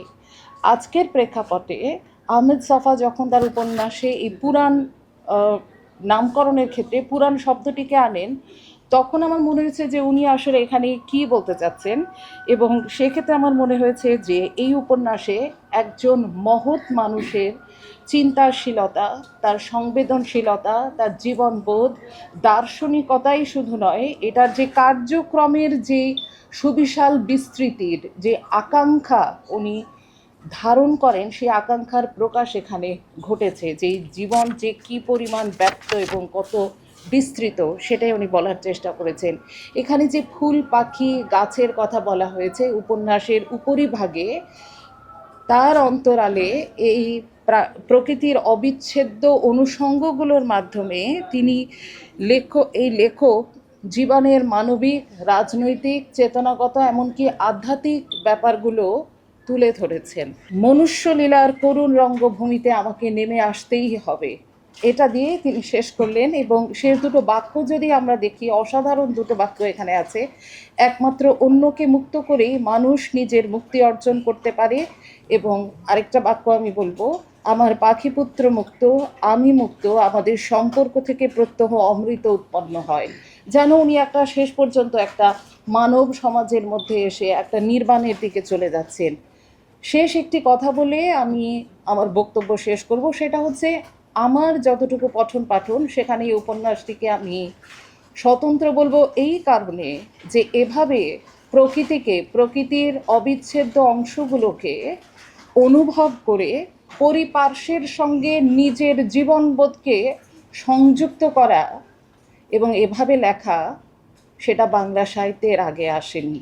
সবাইকে ধন্যবাদ। আমি আহমেদ ছফাকে নিয়ে বলবো, উনি আসলে আমাদের দেশের সেই বিরল সন্তান, যিনি ছিলেন একেবারে নির্লোভী, প্রতিভাবানদের অন্যতম প্রতিভাবান। যারা শিল্প সংস্কৃতি যেখানে তিনি হাত দিয়েছেন সেখানেই তিনি কিন্তু সোনা ফলিয়েছেন। তিনি শুধু উপন্যাস বা তার একমাত্র গল্প সমগ্র হচ্ছে নিহত নক্ষত্র, আর উপন্যাস তো লিখেছেনই, প্রাবন্ধিক হিসেবে সে অসাধারণ প্রাবন্ধিক। আর তিনি গানও লিখেছেন, অনুবাদ সাহিত্য তার আছে অসাধারণ, শিশু সাহিত্য নিয়েও তিনি কাজ করেছেন, ইতিহাস, স্মৃতিচারণ ইত্যাদি সব ক্ষেত্রেই তিনি আসলে সফল। আর প্রকৃতি নিয়ে আমাদের একটি ছোট্ট বোন বলেছে যে পাখির যে ব্যাপারটা, যে পাখিকে প্রতিদিন রঙিন করেছে, তার ওই প্রথম বইটা নিয়ে না, পাখিকে রঙিন করেছে। আমার কেন জানি মনে হয় যে এইটা প্রকৃতির বিরূপ আচরণ করা, কারণ সে তার নিজের রঙেই রঙিন হওয়াটাই স্বাভাবিক প্রক্রিয়া। আজকে প্রকৃতির সাথে কিন্তু আমরা পেরে উঠছি না, প্রকৃতি কিন্তু আমাদের নিয়ন্ত্রণ করছে না আসলে, কারণ ভূমিকম্পের এই যে আতঙ্কে আমরা সবাই আছি, প্রকৃতিকে কিন্তু আমরা ভয় পাচ্ছি। হ্যাঁ, তো আর ওই বেগুন গাছে যে চারাটা নিয়ে আমি বলবো যে শাহবাগ থেকেই উনি বেগুন চারা কিনবেন, কারণ উনি আজিজ সুপার মার্কেটেই বেশি সময় ছিলেন। আমি একবার তাকে দেখার সৌভাগ্য হয়েছিল আজিজ সুপার মার্কেটে, লুৎফর রহমান লিটন ছড়াকার তিনি ছিলেন, যেহেতু আমিও তখন খুব ছোট, একবার তাকে দেখেছি এবং তার সাথে একটু কথা বলারও হয়েছে। কোনটা ভালো বা কোনটা যেটা ভালো আছে সেটার মধ্যে আমরা থেকে যেন আমরা মনে হচ্ছে যে আমরা এখানের মধ্যে সন্তুষ্ট, এরপর আমাদের আর কিছু নেই, বাংলাদেশ স্বাধীন হয়ে গেছে, আর তো আমাদের সব পাওয়া হয়ে গেছে। আসলে পাওয়া হয়ে যাওয়ার জায়গাটা শেষ না। রবীন্দ্রনাথ নোবেল পুরস্কার পেয়ে গেছে, এটাই যেন এখানে শেষ, আমাদের আর রবীন্দ্রনাথ দরকার নেই, আমরা এই পর্যন্তই সীমাবদ্ধ থেকে যাব। এখানেই আমাদের মনে হয় সমস্যাগুলো রয়ে গেছে, সেই জায়গাগুলোই বোধ হয় বইটা পড়ে আমাদের কাছে একটু আমি আমার কাছে মনে হয়েছে যে একটু চিহ্নিত করতে পেরেছি। তো তাহলে আমাদের আসলে এক উপরে আমরা যাদের উপর আস্থা করব, যাদের কাছে আর কি হালটা থাকে একটা নতুন পরিবর্তন আসার পরে, সেইখানেই যখন আমাদেরকে প্রতারণা করে ফেলে, তাহলে আমাদের আসলে করাটা কি? তো সেই ক্ষেত্রে আমার মুক্তির জায়গাটা মনে হয়েছে একটা জ্ঞান ভিত্তিক আমাদের আসলে সমাজটা তৈরি করতে হবে, জ্ঞানটা সবার জায়গায় যেতে হবে। যেমন আজকে আমি বলবো যে যেই জ্ঞান ভিত্তিক আমরা সমাজটা তৈরি করব, আজকের যে পাঠচক্রটা এরকমই একটা জায়গা। আমার কাছে মনে হয়েছে আমাদের এই জ্ঞানভিত্তিক জায়গাটা, শিক্ষাভিত্তিক যে জায়গাগুলো আছে সেই জায়গাগুলোকে স্পর্শ করার জন্য আমাদের শুধু সরকার বা নীতি নির্ধারিত যে জায়গাগুলো আছে সেখানে আমাদেরকে মুখাপেক্ষি থাকলে হবে না, এখানে সব জায়গাতেই আমাদেরকে কাজে লাগাতে হবে। যেমন আমি একটি বেসরকারি পাঠাগারের সাথে যুক্ত আছি, আমি আমার পাঠাগারকে আমি কাজে লাগাবো, আমি সামাজিক সংগঠনের সাথে আছি, আমি সেখানেও কাজে লাগাবো। আরেকটু যে জ্ঞানের স্তরটা আরেকটু উপরের দিকে যখন যাবে, সেই জায়গাটা আমরা আসলে কীভাবে যাব? তো এটার জন্য আমাদের সবচেয়ে বড় যে কাজটা করতে হবে, স্যার যেহেতু ছাত্রদের নিয়ে কাজ করেন, আমার মনে হয় তাদেরকে এখানে কোনো বইয়ের মধ্যে বাধা দেওয়া যাবে না, কারণ এটাই তাদেরকে উপরের দিকে নিয়ে যাবে। এটা শওকত আলী বোধহয় একটা সাক্ষাৎকারে বলেছিল একজন জনপ্রিয় লেখককে নিয়েই, যে এই বইটা তো পড়ে যাচ্ছে, আপনাদের মতো তো লেখকটা পড়ছে না, এই পাঠকরাই যে পরবর্তীতে এই উপরের স্তরে আরও ভালো শওকত আলী পড়বে না, হাসান আজিজুল হক পড়বে না, এটা তো কেউ বলতে পারে না, তারাই তৈরি হবে। তার একটা প্রমাণও আমি পেয়েছি, যেমন কয়েকদিন আগে একটা ফেসবুক স্ট্যাটাসে একজন পাঠক আমাকে একটা কথা বলেছিল, সে খুব হুমায়ুন আহমেদের ভক্ত ছিল, হুমায়ুন আহমেদই খুব পড়তো, কিন্তু এখন তার আহমদ ছফার ছাড়া ভালো লাগে না। তার কথাটা লাস্টের শেষটা ছিল গুরু তো গুরুই, তার মানে কিন্তু সে একটা ধাপ পেরিয়ে এসেই এখানে উপস্থিত হয়েছে। তা আমরা আর কি যেদিকে স্বাচ্ছন্দ্য বোধ করে আমরা সে জায়গায় আমরা মনে করি স্যার দেখ, তারাই আবার একটা উপর স্তরের একটা পাঠকের হিসেবে তৈরি হয়ে যাবে। হ্যাঁ, বাধা দিলেই জায়গাটা মনে হয় যে তাদেরকে যেটা আমরা জোর করে বলে না তোমাকে এই বইটিই পড়তে হবে, তাহলে একটা মুশকিল হয়ে যায়, তখন তারা ওই জায়গা থেকে বের হয়ে আসতে পারে না। আমিও আমার পাঠকরা অনেক বই আমাকে সাজেস্ট করেন, যেই বইগুলো আমি আসলে নিজে পাতা উল্টেও দেখতাম না, তাও এনে দিই যে ওরা পড়ুক, কারণ এই বইটা পড়েই তারা পরবর্তীতে জায়গায় যাবে। আমি তো প্রথমে ছোটোবেলায় কমিক্স নিয়ে পড়েছি, কতগুলো বিদেশি গল্পের অবলম্বনে লেখা কতগুলো বই নিয়ে পড়ছি, আমি তো এই বইগুলো এখন পড়ি না, এখন আহমদ ছফাতে আসছে, হাসান আজিজুল হকটা আমাকে এক ধরনের মুগ্ধতার মধ্যে রেখে দেয়। তো এরকম আমরাও তো পাঠকের মধ্যে চলে আসতে পারি।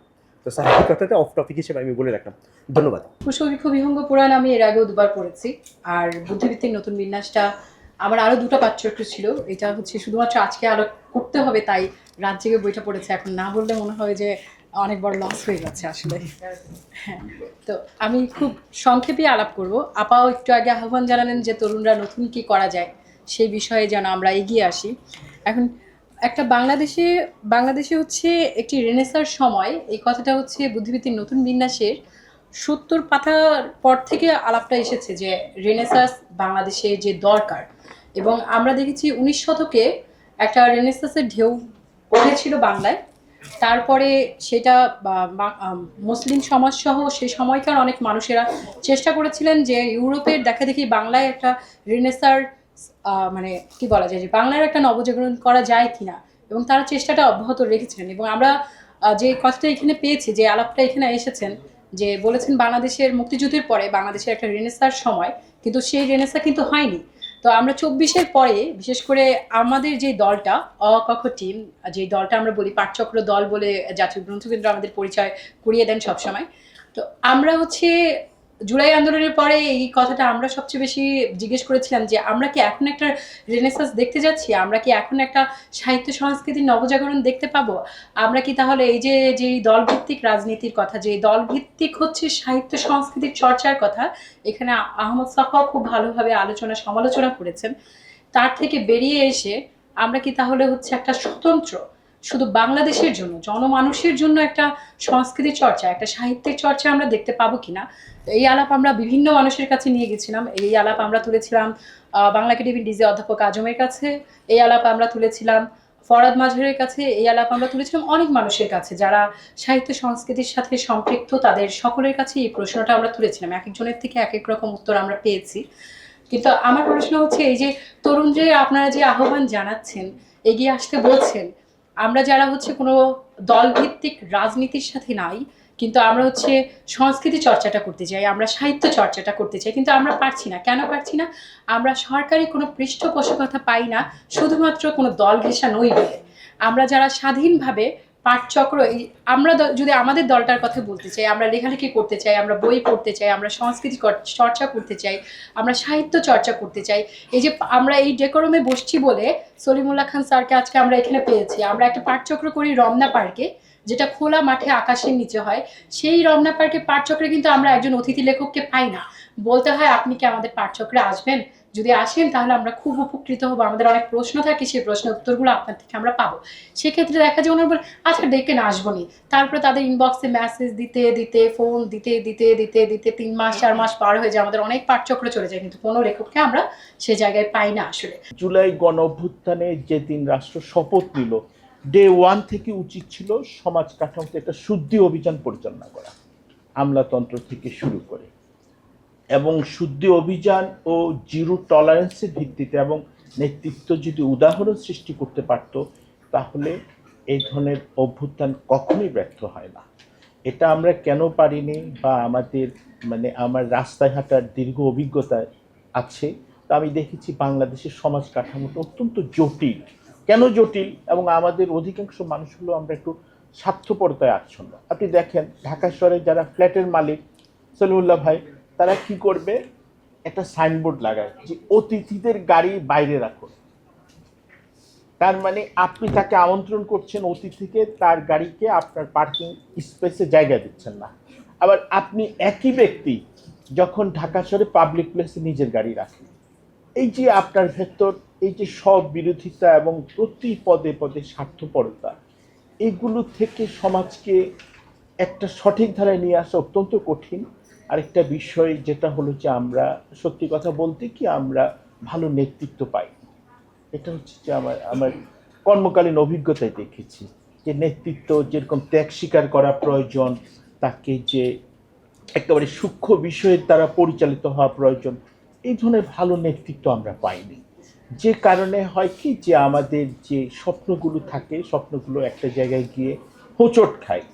তো হয়তো আমার মনে হয় যে একটা ভালো নেতৃত্ব উঠে আসবে যারা মাটি থেকে, মাটি ও মানুষের যে বিশ্বাসকে স্থাপন করবে এবং সে বিশ্বাসকে ঊর্ধ্বে তুলে ধরে যে এই যে জনগণের যে প্রত্যাশা, এটিকে পরিপূরণ করা অত্যন্ত কঠিন জটিল একটা বিষয়, তাহলে হয়তো তারা সফল হবে। আমার মনে হয় যে সাফা ভাই বুদ্ধিবৃত্তির নতুন বিন্যাসে এই কথাগুলোই বলতে চেয়েছেন। তিনি হয়তো এই সমাজকে খুব কাছ থেকে দেখেছেন, সমাজের ভেতরকার দ্বন্দ্বগুলো অত্যন্ত জটিল। এই দ্বন্দ্বগুলোকে সমাধান করতে হলে রাজনৈতিক নেতৃত্বকে অনেক বেশি প্রাজ্ঞ, দূরদর্শী এবং তার মেধাও থাকতে হবে যে বিদ্যমান যে আমলাতান্ত্রিক কাঠামো, এই কাঠামোকে কিভাবে পরিচালনা করতে হয় সে বিষয়ে সচেতন হতে হবে।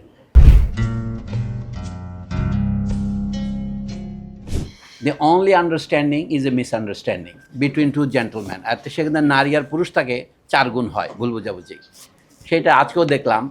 আহমদ সাফা কেন এটা লেখেননি? 1972 সনে লিখেছেন, আজকে 50 বছরের বেশি পার হয়ে গেছে, 53 বছর, তাই না? উনি এটা কীভাবে লিখেছেন? 1972 সনের সেপ্টেম্বর, অক্টোবর, নভেম্বর এই 3 মাসে তিনি একটি দৈনিক পত্রিকায় কলাম আকারে লিখেছেন 17টি কলাম। সেই কলামগুলো একত্রিত করে উনি 5ই ডিসেম্বর, আজকে 6ই ডিসেম্বর, 1972-এর 5ই ডিসেম্বর ভূমিকা লিখেছেন। তাহলে কেন লিখলেন? পত্রিকা যা লিখেছিলেন আপনারা যদি তদন্ত করেন বইতে কিন্তু তা নাই। পত্রিকার অনেক কথা, অনেক মানুষের নাম তিনি লিখেছিলেন, অনেক বুদ্ধিজীবীর নাম লিখেছিলেন। উদাহরণস্বরূপ ডক্টর মাজহারুল ইসলাম, সৈয়দ আলী হাসান, এমনকি যারা শহীদ বুদ্ধিজীবী হয়েছেন তাদের অনেকের নাম, যাদের নাম এখন উচ্চারণ করাটা অবৈধ হয়ে যাবে, এবং তারা কীভাবে নির্লজ্জভাবে আইয়ুব খানের দালালি করেছেন সেইটা তিনি উল্লেখ করেছিলেন। পরে তার বন্ধুরা তাকে উপদেশ দিয়ে সেই সব নাম দিলে তোমার জান থাকবে না। বইয়ের সময় তিনি নামগুলো কেটে দিয়েছেন। মানে তাকে আক্রমণ করে প্রবন্ধ লিখেছিলেন ডক্টর মাজহারুল ইসলাম, যিনি বাংলা একাডেমির মহাপরিচালক, প্রথম মহাপরিচালক হয়েছিলেন। কেন্দ্রীয় বাংলা উন্নয়ন বোর্ড এবং বাংলা একাডেমির দুটো স্বতন্ত্র প্রতিষ্ঠান ছিল পাকিস্তান আমলে, দুটোরই সর্বোচ্চ পদ ছিল পরিচালক। দুটোকে অ্যামালগামেট করে 72 সনে বাংলা একাডেমি করা হয়, এখনকার বাংলা একাডেমি। তখন তার নাম হয় মহাপরিচালক, ইংরেজিতে ডাইরেক্টর জেনারেল। তো এই সময় আহমদ ছফাকে নিয়ে অত্যন্ত কুৎসামূলক প্রবন্ধ লিখেছিলেন মাজহারুল ইসলাম। সেটা গণকণ্ঠ পত্রিকা ছাপতে বাধ্য করেছিলেন সরকারি ক্ষমতা দিয়ে, রক্ষী বাহিনীর ক্ষমতা দিয়ে। নাম ছিল কি অঙ্গনে কুকুর এলো, আহমদ ছফাকে কুকুর বলে গালি দিয়েছে, এবং এটা ছাপা হয়েছে এই লেখার প্রতিবাদে। তো 17টি খণ্ডে এটা বেরিয়েছিল। এইটা সৌভাগ্যবশত ওই পত্রিকা রক্ষা পেয়েছে বলেই আমরা উদ্ধার করেছি। এটা বেরোবে, আমার সমস্ত প্রতিশ্রুতির মতো এটাও প্রতিশ্রুতি রইল, এটা বই আকারে বেরোবে। 2 সংস্করণ যে মিলিয়ে দেখবেন আপনারা, দেখবেন আহমদ ছফা কী বাদ দিয়েছেন, কী রেখেছেন। একটা রাজনৈতিক কথা বললাম। আচ্ছা, বইটা বের করার সময় 5ই ডিসেম্বর স্বাক্ষরিত যে ভূমিকা, এটা 2-1 লাইন আপনাদের পড়েই বুঝতে পারবেন কেন কখন লিখেছিলেন। এটা শুধু বুদ্ধিজীবীদের সম্পর্কে নয়, পুষ্পবৃক্ষ এবং বিহঙ্গ পুরাণ যেমন আদৌ পুষ্পবৃক্ষ এবং বিহঙ্গ সম্পর্কে নয়, মানুষ সম্পর্কেই। তো এখানে বলছেন আমার সাথে তার পরিচয় হয়েছে 1976 সনে, অর্থাৎ এই বই লেখার 4 বছর পরে। কিন্তু আমি তার আগে এটা পড়েছিলাম ছাত্র অবস্থায়। তখন আমি তাকে বলছিলাম এইটা আপনি কিভাবে লিখলেন। এই প্রথম লাইনটা দেখেন, আমরা এমন এক যুগে বাস করছি যখন রক্ত দিয়েই চিন্তা করতে হচ্ছে। প্রথম লাইন। শেখ মুজিবের আমল মনে রাখতে হবে। এবং শেখ মুজিবের আমলে ঘাড়ে 2টি মাথা থাকলে এটা লেখা যেত না। একটি মাথা ছিল, উনি বলতে এটা খরচ করে ফেলবো। চারদিকে এত অন্যায়, অবিচার, এত মূঢ়তা এবং কাপুরুষতা ওঁত পেতে আছে যে এ ধরনের পরিবেশে নিতান্ত সহজে বোঝা যায় এমন কথাও চেঁচিয়ে না বললে কেউ কানে তোলে না। এই স্বল্প পরিসর গ্রন্থে তাই একটু জোর দিয়ে সাজিয়ে গুজিয়ে বলবার চেষ্টা করেছি। আমাকে তিনি নিজেই বলেছেন, আপনারা লিখে রাখতে পারেন, বলে এই কথাটা আমার নয়, এটা আমি চুরি করে লিখেছি। টটস্কির নাম দিয়ে আমাকে বলছেন আমরা এমন এক যুগে বাস করছি যখন আমাদের রক্ত দিয়ে চিন্তা করতে হচ্ছে। আমি একটু তো খবিস প্রকৃতির ছিলাম, আমি থেকে অন্যরাকে জল দিয়ে চিন্তা করে, আপনি রক্ত দিয়ে চিন্তা করছেন কেন? বলে না, তখন বলো। তো উনি বলছেন তাও সবসময় বলতে পেরেছি এমন দাবি করতে পারবো না। সৎসাহসকে অনেকে জ্যাঠামি এবং হঠকারিতা বলে মনে করে থাকেন, কিন্তু আমি মনে করি সৎসাহস হলো অনেক দূরবর্তী সম্ভাবনা দেখতে পারার ক্ষমতা। এটা তার মৃত্যুর পরে পোস্টারে আমরা উদ্ধৃত করেছিলাম এই লাইনটা 2001 সনে। আপনারা অনেকে যারা জেন জি তারা জন্মগ্রহণ করেন বা করেন নাই। তারপরে বলছেন এই ক্ষুদ্র গ্রন্থের যাবতীয় তত্ত্ব এবং তথ্য আমি কোথাও না কোথাও থেকে আহরণ করেছি। কেবল উচ্চ কণ্ঠে উচ্চারণ করার সাহসটুকুই আমার ব্যক্তিগত বিনিয়োগ। দৈনিক গণকণ্ঠে যখন লেখাটা ধারাবাহিকভাবে প্রকাশিত হচ্ছিল অনেকে প্রশংসা করেছেন, অনেকে নিন্দা করেছেন। নিন্দা প্রশংসার প্রত্যক্ষ কারণ বলে যা মনে করি তা হলো অসংকোচে আমাদের সংস্কৃতির কতিপয় প্রখ্যাত অমানুষের নাম সাকিন উল্লেখ করতে পেরেছিলাম। আসল বইতে কিন্তু বাদ দিয়ে দিয়েছিলেন। কুৎসার প্রতি মানব সাধারণের মমতা তো সুবিদিত, বই আকারে বের করার সময় নামগুলো ছেটে দিলাম। সুযোগ সন্ধানীরা অল্প বিস্তর চিরকাল থাকে, মোটা বুদ্ধি ভোঁতা অনুভূতি পুরো চামড়াই তাদের টিকে থাকার মূলধন। তার বাইরেও দেশের মানুষের হয়ে অকৃত্রিমভাবে কিছু অনুভব করতে চেষ্টা করেছি। আরও আছে, আমি আর বাড়ার দরকার নাই।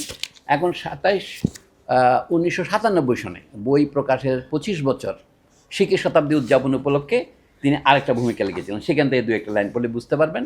উনি বলছেন আমার এই বইটির প্রতি এক ধরনের মমতা আছে, কিন্তু এই বইটার প্রতি আমার এক ধরনের অনুযোগও আছে।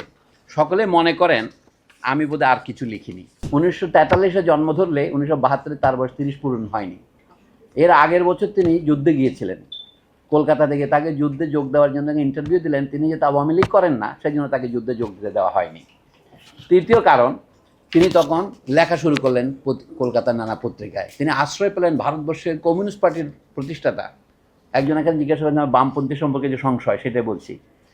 আহমদ শফা তো বামপন্থীই ছিলেন, বামপন্থীদের মধ্যে বড় হয়েছেন। তিনি কমিউনিস্ট পার্টি করতেন, কৃষক সমিতি করতেন। মানুষ তো শেখে করে করে, আপনি যদি ভুলও করেন প্রমাণ যে আপনি চেষ্টা করছেন। কমরেড মুজাফফর আহমদ, যার বাড়ি সন্দ্বীপ, যিনি কলকাতায় কাকাবাবু নামে বিখ্যাত, ভারতের কমিউনিস্ট পার্টির অন্যতম প্রতিষ্ঠাতা, তিনি তাকে আশ্রয় দিয়েছিলেন। কাকাবাবু নিজের হাতে এনে তাকে খাওয়াতেন। কাকাবাবু ছিলেন নজরুল ইসলামের প্রথম পৃষ্ঠপোষক কলকাতায়, বঙ্গীয় মুসলিম সাহিত্য সমিতিতে। তার শেষ পৃষ্ঠপোষক নাম হচ্ছে আহমদ শফার প্রতীক। কাকাবাবু 72 সালে ঢাকায় এসেছিলেন, তাকে আসার জন্য ভিসা দিতে চায় নাই, মানে পাসপোর্ট দিতে চায় নাই ইন্দিরা গান্ধীর সরকার। সে অনেক কাহিনী পরে বলা যাবে। তো আহমদ শফা এই বই সম্পর্কে বলছেন এই কথাই, বুদ্ধিবৃত্তির নতুন বিন্যাস প্রকাশিত হওয়ার পর যখন সকলে লেখাটির তারিফ করতে থাকেন, তখন আমাদের দেশের কৃতবিদ্য লেখকদের কেউ কেউ আগ্রহী হয়ে প্রতিবাদী বই পুস্তক লিখতে শুরু করেন। এখন উনি বলছেন কারা কারা, সবাই তখন হঠাৎ করে বুদ্ধিজীবীরা আগে ছিলেন পাকিস্তানে, এখন তারা বাঙালি হয়েছেন। কথাটার মর্ম হচ্ছে এই, বাংলাদেশের স্বাধীনতা সম্পর্কে ধরেন ডক্টর সিরাজুল ইসলাম চৌধুরী, বিখ্যাত লোক, তিনি কোথাও বলেন দেখি তিনি কোথাও বাঙালি জাতিকতারা লিখেছেন 1971-এর আগে, এখন তিনি বাঙালি জাতীয় ধরনের বই লিখছেন। আহমদ শফা তিনি বয়সও বড়, কিন্তু আহমদ শফাকে তিনি নির্মমভাবে নকল করেন, কিন্তু নকল করার তো ক্ষমতা আমার নাই, মূলকে নকল করা যায় না। একটা উদাহরণ দিচ্ছি, এই আপনি বলেন যে আমার একটু শত্রু বাড়াইলাম আমি, যত আছে আর কি, একটা উদাহরণ দিলাম, আপনি সবার নাম নেন একই ধরনের লোকেরা। পাকিস্তান আমলে তারা গাছেরটাও খেয়েছে, তলারটাও কুড়িয়েছেন। আইয়ুব খানের প্রতিষ্ঠিত পাকিস্তান রাইটার্স গিল্ড এর ইস্ট বেঙ্গল শাখার সম্পাদক ছিলেন মুনির চৌধুরী, যিনি শহীদ হয়েছেন। তার বেনিফিশিয়ারি ছিলেন আনিসুজ্জামান। আনিসুজ্জামান যে পরবর্তীকালে ফ্যাসিবাদের অন্যতম শ্রেষ্ঠ সমর্থক হয়েছেন, এটা তো দুর্ঘটনা নয়। এই কিছুদিন আগে সৈয়দ মঞ্জুরুল ইসলাম মারা গেছেন, শিক্ষক হিসেবে ভালো, কিন্তু তিনি তো ফ্যাসিবাদের নির্মম অনুসারী ছিলেন, নির্মম সমালোচক নয়। তিনি তো সেই যে নির্বাচন কমিশন, নির্বাচনের একমাত্র লোক ছিলেন যিনি নির্বাচন কমিশন করেছেন, হাবিবুল আওয়াল কমিশন নিয়োগ করেছেন। কিন্তু সেটা বললে তো আপনাকে বিশ্ববিদ্যালয়ে চাকরি থাকে না। তো এই যে আসুন সেই কাহিনী আমি বলবো। আহমদ শফা যখন গাভী বৃত্তান্ত বলে বইটা লিখলেন, সেটা সবচেয়ে কুচ্ছের সমালোচনা লিখেছিলেন সৈয়দ মঞ্জুরুল ইসলাম ইংরেজিতে। সেইটার আমি একটা প্রতিবাদ লিখেছিলাম, তার তিনি আবার জবাব দিয়েছিলেন ভোরের কাগজে। অনেক কাহিনী আছে, পরে সব কথা বলা যাবে না। বুদ্ধিবৃত্তির নতুন বিন্যাস প্রকাশিত হওয়ার পর যখন সকলে লেখাটির তারিফ করতে থাকেন, তখন আমাদের দেশের কৃতবিদ্য লোকদের কেউ কেউ আগ্রহী হয়ে প্রতিবাদী বই পুস্তক লিখতে শুরু করেন। সেগুলি যদি যথার্থ দ্রোহ এবং প্রতিবাদ ধারণ করতে পারত, তাহলে আমি সবচেয়ে বেশি সন্তোষ বোধ করতে পারতাম। অন্তত মনে করতে পারতাম আমি নেহায়েত অরণ্যে রোদন করিনি। আমার উত্তাপিত কণ্ঠস্বরে সাড়া দেওয়ার লোক পাওয়া গেছে, আমি একা নই। কিন্তু আমাকে নিদারুণভাবে হতাশ হতে হয়েছে। এই ভদ্রলোকদের রচনাসমূহে বাকচাতুর্য আছে, কিন্তু প্রতিবাদের আগুন নেই। পণ্ডিতদের এই ধরনের ভাবের ঘরে চুরি করার কসরত দেখে আমি প্রায় স্থির সিদ্ধান্তে উপনীত হয়েছি, সম্মানের কাঙ্গাল মানুষেরা কি ধরনের সামাজিক উৎপাতের কারণ হতে পারেন। সম্পূর্ণ নিরাসক্ত দৃষ্টিতে যদি আমি বুদ্ধিবৃত্তির নতুন বিন্যাসের সঙ্গে পরবর্তীকালের পণ্ডিতদের প্রকাশিত পুস্তকগুলো তুলনা করি, কেন জানি আমার সেগুলোকে তাজা বোমার পাশে সার সার ভেজা পটকার মতো মনে হতে থাকে। এ হচ্ছে আহমদ শফার রসিকতা। তিনি সমস্ত এর বিরক্তির মধ্যেও রসিকতা ছাড়েন না। যে কোনো লেখকের প্রাণের মূল হচ্ছে উইট। উইট মানে বিদ্যা। ভারতে যে ব্যাদ বলে ওইটাই রূপান্তরিত উইট থেকে, জার্মান ভাষা এখনো উইটস বলে, ওইটা হচ্ছে উইট। বুদ্ধিবৃত্তির নতুন বিন্যাস রচনাটির প্রতি আমার অন্য এক বিশেষ কারণে একটু বিরক্তিবোধ রয়েছে। যথেষ্ট না হলেও সাহিত্যের নানা শাখায় অবশ্যই কিছু দাহিকা শক্তি সম্পন্ন রচনা আমি লিখেছি। এই সকল রচনায় আমার মনন, মেধা এবং শ্রমের অধিকাংশ ব্যয় করেছি। কিন্তু মানুষ অনেক সময়ে আমার সাহিত্যকর্ম বলতে একমাত্র এই বুদ্ধিবৃত্তির নতুন বিন্যাসের উল্লেখ করেন। ৭৫ সনের মাঝামাঝি শেখ মুজিব ঘোষণা করলেন তিনি সমাজতন্ত্র কায়েম করবেন দেশে। ছাত্রলীগ যখন দুভাগে বিভক্ত হলো, তিনি সম্মেলনে গেলেন পল্টনে, বললেন যে এখন যারা মুজিববাদ স্লোগান দিচ্ছে তিনি তাদের পক্ষে, আর যারা বৈজ্ঞানিক সমাজতন্ত্র স্লোগান দিচ্ছে তারা যে শেখ মুজিবের মূল মন্ত্র বৈজ্ঞানিক সমাজতন্ত্র, এই স্লোগান আমি দেখেছি রাস্তায়। কিন্তু শেখ মুজিব হঠাৎ করে বলে আমার মূল মন্ত্র সমাজতন্ত্র নয়, আমার মূল মন্ত্র মুজিববাদ। এবং মোহাম্মদ এইটার মধ্যেই বুদ্ধিবৃত্তির নতুন দেখেন বলে এটা এক মাস শিক্ষকের নাম দিয়ে আহমদ সাহেব বলছেন এর নাম মৌজিব্বাত বলে ভালো হতো, রসিকতা আছে। এই বইয়ের মধ্যে যে সাটল পলিটিক্যাল কমেন্টারি আছে এইটা হচ্ছে তার রিয়েল। আপনি এটাকে অনেকটা গালিবাস ট্রাভেলসের মতো মনে করতে পারেন। তো যা হোক, এখন এই বিষয় নিয়ে আর বেশি না বলছি। যে বইটা নিয়ে আপনারা আলোচনা করেন এখানে অনেক কথা। আহমদ সাহেব লেখক হিসেবে ভালো ছিলেন তার প্রমাণ কী?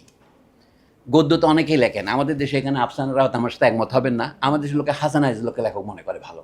হাসান আইজুলকের প্রথম বই বের করেছেন আহমদ সাফা, হুমায়ুন আহমদের প্রথম বই করেছেন আহমদ সাফা, নির্মলেন্দুর বই বের করেছেন, রুদ্র মোহাম্মদ শহীদুল্লাহর বই বের করেছেন আহমদ সাফা। তবে বলে রাখা ভালো, আমার বই নিয়ে বের করেননি।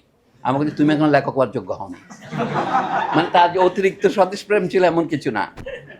যদিও আমার জন্ম চট্টগ্রামে, কিন্তু আহমদ সাফার সাথে আমার পরিচয় হয়েছে ঢাকায় এসে। আমার প্রতি কোনো অযথা পক্ষপাত উনি করেন নাই। মৃত্যুর আগেও বলে গেছেন তুমি একজন প্রতিশ্রুতিশীল লেখক বটে। বুঝতে পারছেন, আমি লেখক হতে পারি নাই এবং তাতে আমার কোনো দুঃখ নাই। সত্য কথাই বলেছেন উনি, আমি এখনও লেখক হতে পারিনি। সুতরাং আমার কথাটাকে আমি বেয়াদবি নেবেন না। ওনার লেখা যে আমি বলে লোকে বলে শুধু আহমদ সাফার প্রশংসা করে কেন তুমি, আর কারো প্রশংসা করো না কেন? মানে প্রশংসা করার মতো লেখক আমাকে বলেন। দেখেন সবাই আখতারুজ্জামান ইলিয়াসের ভক্ত কিনা আলোচনা করেছেন। এখন আমি আখতারুজ্জামান ইলিয়াসের ভক্ত ছিলাম, কিন্তু পুরোপুরি ভক্ত হতে পারি না। আজকে সে আলোচনার বিষয় নয়। প্রধান কারণ হচ্ছে তাদের গদ্য রচনা। যারা তো গদ্য লেখক, আখতারুজ্জামান ইলিয়াস কবি হতে চেয়েছিলেন, সেটা যারা জানেন। কবিতা লিখতে না পারার ব্যর্থতা যখন গদ্যে প্রকাশ করে লোকে, তখন এক ধরনের নাটকের সূত্রপাত হয়। সেই নাটকটা কি আমি বলি। আহমদ সাফা কীভাবে, আহমদ সাফার মধ্যে গদ্যের মধ্যে কবিতা আছে বটে, কিন্তু দেখবেন যে এই গদ্য পরিমিত, যে কোনো অতিরিক্ত সব কিছুই বিষ। O2-তে অক্সিজেন হয়, O3-তে ওজন হয়।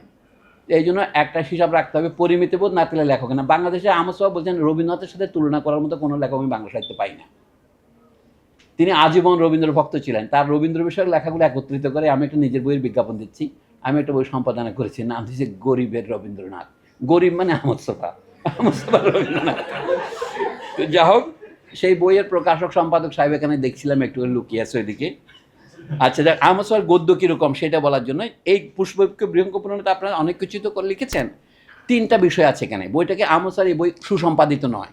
আমি থাকলে আমি সম্পাদনা করি। বইটাতে 3টা ভাগ। আমি ইংরেজি অনুবাদ করেছি তো এটা, কাজে বইটা আমি আদ্যপান্ত পড়েছি। বইতে 3টা ভাগ আছে। যিনি অনুবাদ করার দায়িত্ব সম্পাদনা নিয়েছেন ম্যারি ফ্রান্সিস ডানাম, উনি তো আমেরিকানাইজ করেন। আমার কাজ হচ্ছে তারটাকে কেটে দেওয়া, আবার তিনি আমারটা কেটে দেন। এইভাবে অনুবাদটা আর বের হয় নাই। এইটা হলো শেষ কথায়। এবং তার সাথে আহমদ সাফার 6 ভলিউম করসপন্ডেন্স আছে, এত বড় বড় বই। সেগুলো আমি একটা জমা দিয়েছি ইউল্যাব লাইব্রেরিতে। ভবিষ্যতে যারা গবেষণা করবেন তারা করতে পারবেন। আহমদ সাফার সাথে মেরি ফ্রান্সিস ডানামের চিঠিপত্র বিনিময়। বইয়ের অনুবাদ কী হবে? প্রথম অনুবাদ আহমদ সাফাই করেন, কিন্তু আহমদ সাফার ইংরেজি যেহেতু একটু পুরনো আমলি, প্রি ভিক্টোরিয়ান, তিনি 16 শতকে ইংরেজি লিখতেন। তো এটাকে আমেরিকান ইংরেজি করেছেন ম্যারি। আবার আমি এটাকে বাংলাদেশি ইংরেজি করার চেষ্টা করেছি, ফলে একটা দ্বন্দ্ব সূত্রপাত হয়েছে। 3 জনের নাম দিয়ে 2 খণ্ড বেরিয়েছিল ঢাকা ট্রিবিউন পত্রিকায়। কি এক অদৃশ্য কারণে ফেসিবাদের হস্তক্ষেপে ওই অনুবাদ বন্ধ হয়ে যায়। ঢাকা ট্রিবিউনকে জিজ্ঞাসা করুন, জাফর সোবানকে জিজ্ঞাসা করুন, বা এক্সটার্নাল ইন্টারভেনশন এটা বন্ধ করে দেয়। আর 4-5 সংখ্যা হলে হয়ে যেত, কিন্তু এই 2021-22 সনের দিকে বেরোয়া শুরু হয়। 22 থেকে আমার সময় জ্ঞান ভালো নাই। তো যা হোক, আসল দিকে আসি এখন। আহমদ সাফা কীভাবে লেখেন, মানুষ আর গাছের তুলনা করে বলছেন।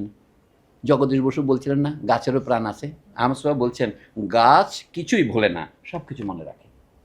যারা মিম তৈরি করতে চান, এখানে সব ভালো। আজকে যারা বক্তৃতা দিয়েছেন তাদের মধ্যে প্রথম পুরস্কার পাওয়ার যোগ্য এই মরিয়ম মিম। আহমদ সাফার উপমাগুলি দেখেন, তাহলে বাক্য, আমি যেহেতু সময় কম 2-একটা বাক্য বললে বুঝবেন। উনি বলছেন আমি অন্তত 10 বছর কাজ করেছি বিপ্লবের পেছনে।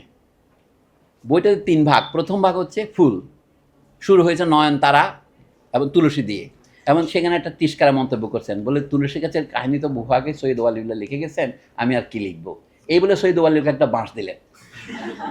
মানে এই বাঁশ মানে হচ্ছে বংশ আপনার। তাকে তিনি বললেন কি আমি তার সাথে আমার একটা যোগ আছে, এটা বলে পরম্পরা। সৈয়দ ওয়ালিউল্লাহকে আমি স্বীকার করলাম। এখন আমি নয়নতারার কথা বলি, নয়নতারা লাল হয় কি না, এই সমস্ত তার যে গাছ সম্পর্কে যে অদ্ভুত জ্ঞান আছে, এটা আমার বেশ সাক্ষ্য আছে। ঢাকা শহরের রাস্তায় ঘুরে ঘুরে তিনি বহু গাছের নাম আমাকে শিখিয়েছেন। আমি নাগ কেশর কি জানতাম না। এখন ঢাকা শহরের কলাভবনের উত্তর দক্ষিণ পশ্চিম কোনো একটা নাগ কেশর ছিল। তারপর তিনি বলদা গার্ডেনে নিয়ে যেতেন আমাকে বিভিন্ন জায়গায়, আমাকে হাজার গাছের নাম উনি শিখিয়েছেন, কিন্তু আমি নাদান মানুষ, কিছুই মনে নেই এখন। তো একটা উপমাগুলো দেখেন। উনি বলছেন এই এতদিন একটানা দিন রাত কাজের কি ফল হয়েছে দেখবার সুযোগ কোনোদিন হবে না, কৃষ্ণের গরু চড়ানোর মতো। এখন কৃষ্ণের গরুচরণ কি, যেটা যারা জানেন না তাদের মনে কৌতূহল জাগা উচিত, কিন্তু বললেন না এটা তো বুঝি না, আমি ফেলে দেবো, কৃষ্ণ তো হিন্দুদের ব্যাপার কেন লিখছেন মুসলমানদের বলে, তাহলে সাহিত্য মাঠে মারা যাবে। তো কৃষ্ণের গরুচরণ কি, উনি বলছেন ছোটবেলায় বায়োস্কোপের চোঙে চোখ লাগিয়ে দেখতাম বায়োস্কোপওয়ালা বাম হাতে কার্ড পাল্টাচ্ছে আর ডান হাতে ঘন্টি টুং টাং বাজাচ্ছে, মুখে সুর করে উচ্চারণ করে যাচ্ছে, আকার দেখো, প্রকার দেখো, জার্মানির যুদ্ধ দেখো, কামান দেখো, বন্দুক দেখো, কত কত সৈন্য দেখো, আগ্রার তাজমহল দেখো, রাম রাবণের লড়াই দেখো, বীর হনুমান দেখো, সীতা দেবীর কানন দেখো, শ্রীকৃষ্ণের মন্দির দেখো, ব্লা ব্লা ব্লা। আমেরিকান স্টাইলে পড়লাম। এই দেখো দেখোর মধ্যেই কৃষ্ণের গরু চড়ানোর একটা আইটেমও ছিল। এক মানুষ কঞ্চি হাতে বিশাল চারণভূমিতে ছুটে বেড়াচ্ছে, মলমূত্র পরিষ্কার করে যাচ্ছে। এইখানে আমাদের এক বড় ভাই মলমূত্র উল্লেখ করাটাকে, অন্ডকোষ উল্লেখ করাটাকে খারাপ মনে করছেন, কিন্তু সাহিত্যে এত চলবে না, ছুতমার্গ চলবে না, কারণ মলমূত্র পরিষ্কার করে যায় মানুষের ঘরে মলমূত্র থাকে, কিন্তু যে গরুগুলো চড়ে বেড়াচ্ছে সেগুলো দেখা যাচ্ছে না। একেই বলে কৃষ্ণের গরু চড়ানো। সচক্ষে গরু যদি দেখবে তাহলে কৃষ্ণের গরু চড়াতে যাবে কেন? নিজের ঘরের গরুই চড়াতো। আমরা বলি ঘরের কে বনের মোষ তাড়ানো, এই টাইপের কাজ। তারপর আসল কথা এখন কোট করতে পারবেন এটা, যারা কোটেশনের সন্ধানে আছেন। বিপ্লবের কাজ কৃষ্ণের গরু চড়ানোর মতো কাজ করে যাবে, ফল দেখতে পাবে না। গীতায় শ্রীকৃষ্ণ অর্জুনকে বলছেন, মা ফলে সুকদা আচন, তোমার ফলের চিন্তা করে কাজ করো না, তুমি ফলের জন্য কাজ করো, ফলটা দেখবে না। তো এখন উনি এই বই বলতে বলতে এক জায়গায় বললেন, সচরাচর যখন ঘুম থেকে উঠি তার অনেক আগে বিছানা ছাড়লাম। তিনি এই যে অ্যাবস্ট্রাক্ট কথা থেকে আবার বাস্তবে ফিরে আসেন, এইটাকে ইংরেজিতে বলে সুচার, মানে সেলাই করা। পাঠককে কেন ধরে রাখে, এটা প্ল্যাটোতে গেলে টের পাবেন। ডায়ালগ আকারে কথা বলে কেন? বেগম রোকেয়া সুলতানার স্বপ্ন দেখেন, আপনি থামতে পারবেন না, কথা বলে দুইজন, সুলতানা এবং সারা ভগ্নী, চলতে থাকে। এরকম যত ভালো লেখা আছে পৃথিবীতে, তাদের প্রথম হচ্ছে লেখার স্টাইলে দেখবেন। আমি আহমদ ছফার স্টাইলে দেখে দৃষ্টি আকর্ষণ করছি। এইটা সৈয়দ ওয়ালিউল্লাহ চেয়ে ভালো, নাম ধরলে আপনার রাগ করবেন। আখতার যেমন ইলিয়াস আছে 1000 গুণ ভালো, হাসান আইজুল্লাহ হচ্ছে 350 গুণ ভালো। এই যে বলবেন আপনি বলে এত অঙ্ক করলেন কি হবে, আমার একটা এআই আছে। আচ্ছা কি বলছি দেখুন, বলছে এইভাবেই এই এতগুলো চারা লাগালাম, তাদের কি হলো দেখার জন্য মন বড় হাপিত্তেশ করছে। গেটের গোড়ায় গিয়ে থামকে দাঁড়াতে হলো। আহমদ ছফা সবসময় যে লেখেন, পূর্ব বাংলার গদ্যের একটা গুণ হচ্ছে গিয়ে না লিখে যে লেখে। এটা অনেক বড় বড় লেখকগুলো আমি লক্ষ্য করেছি। তো বাংলা ভাষায় গিয়ে হয় কেন, ইংরেজিতে যেমন I am going, I went হয় কেন?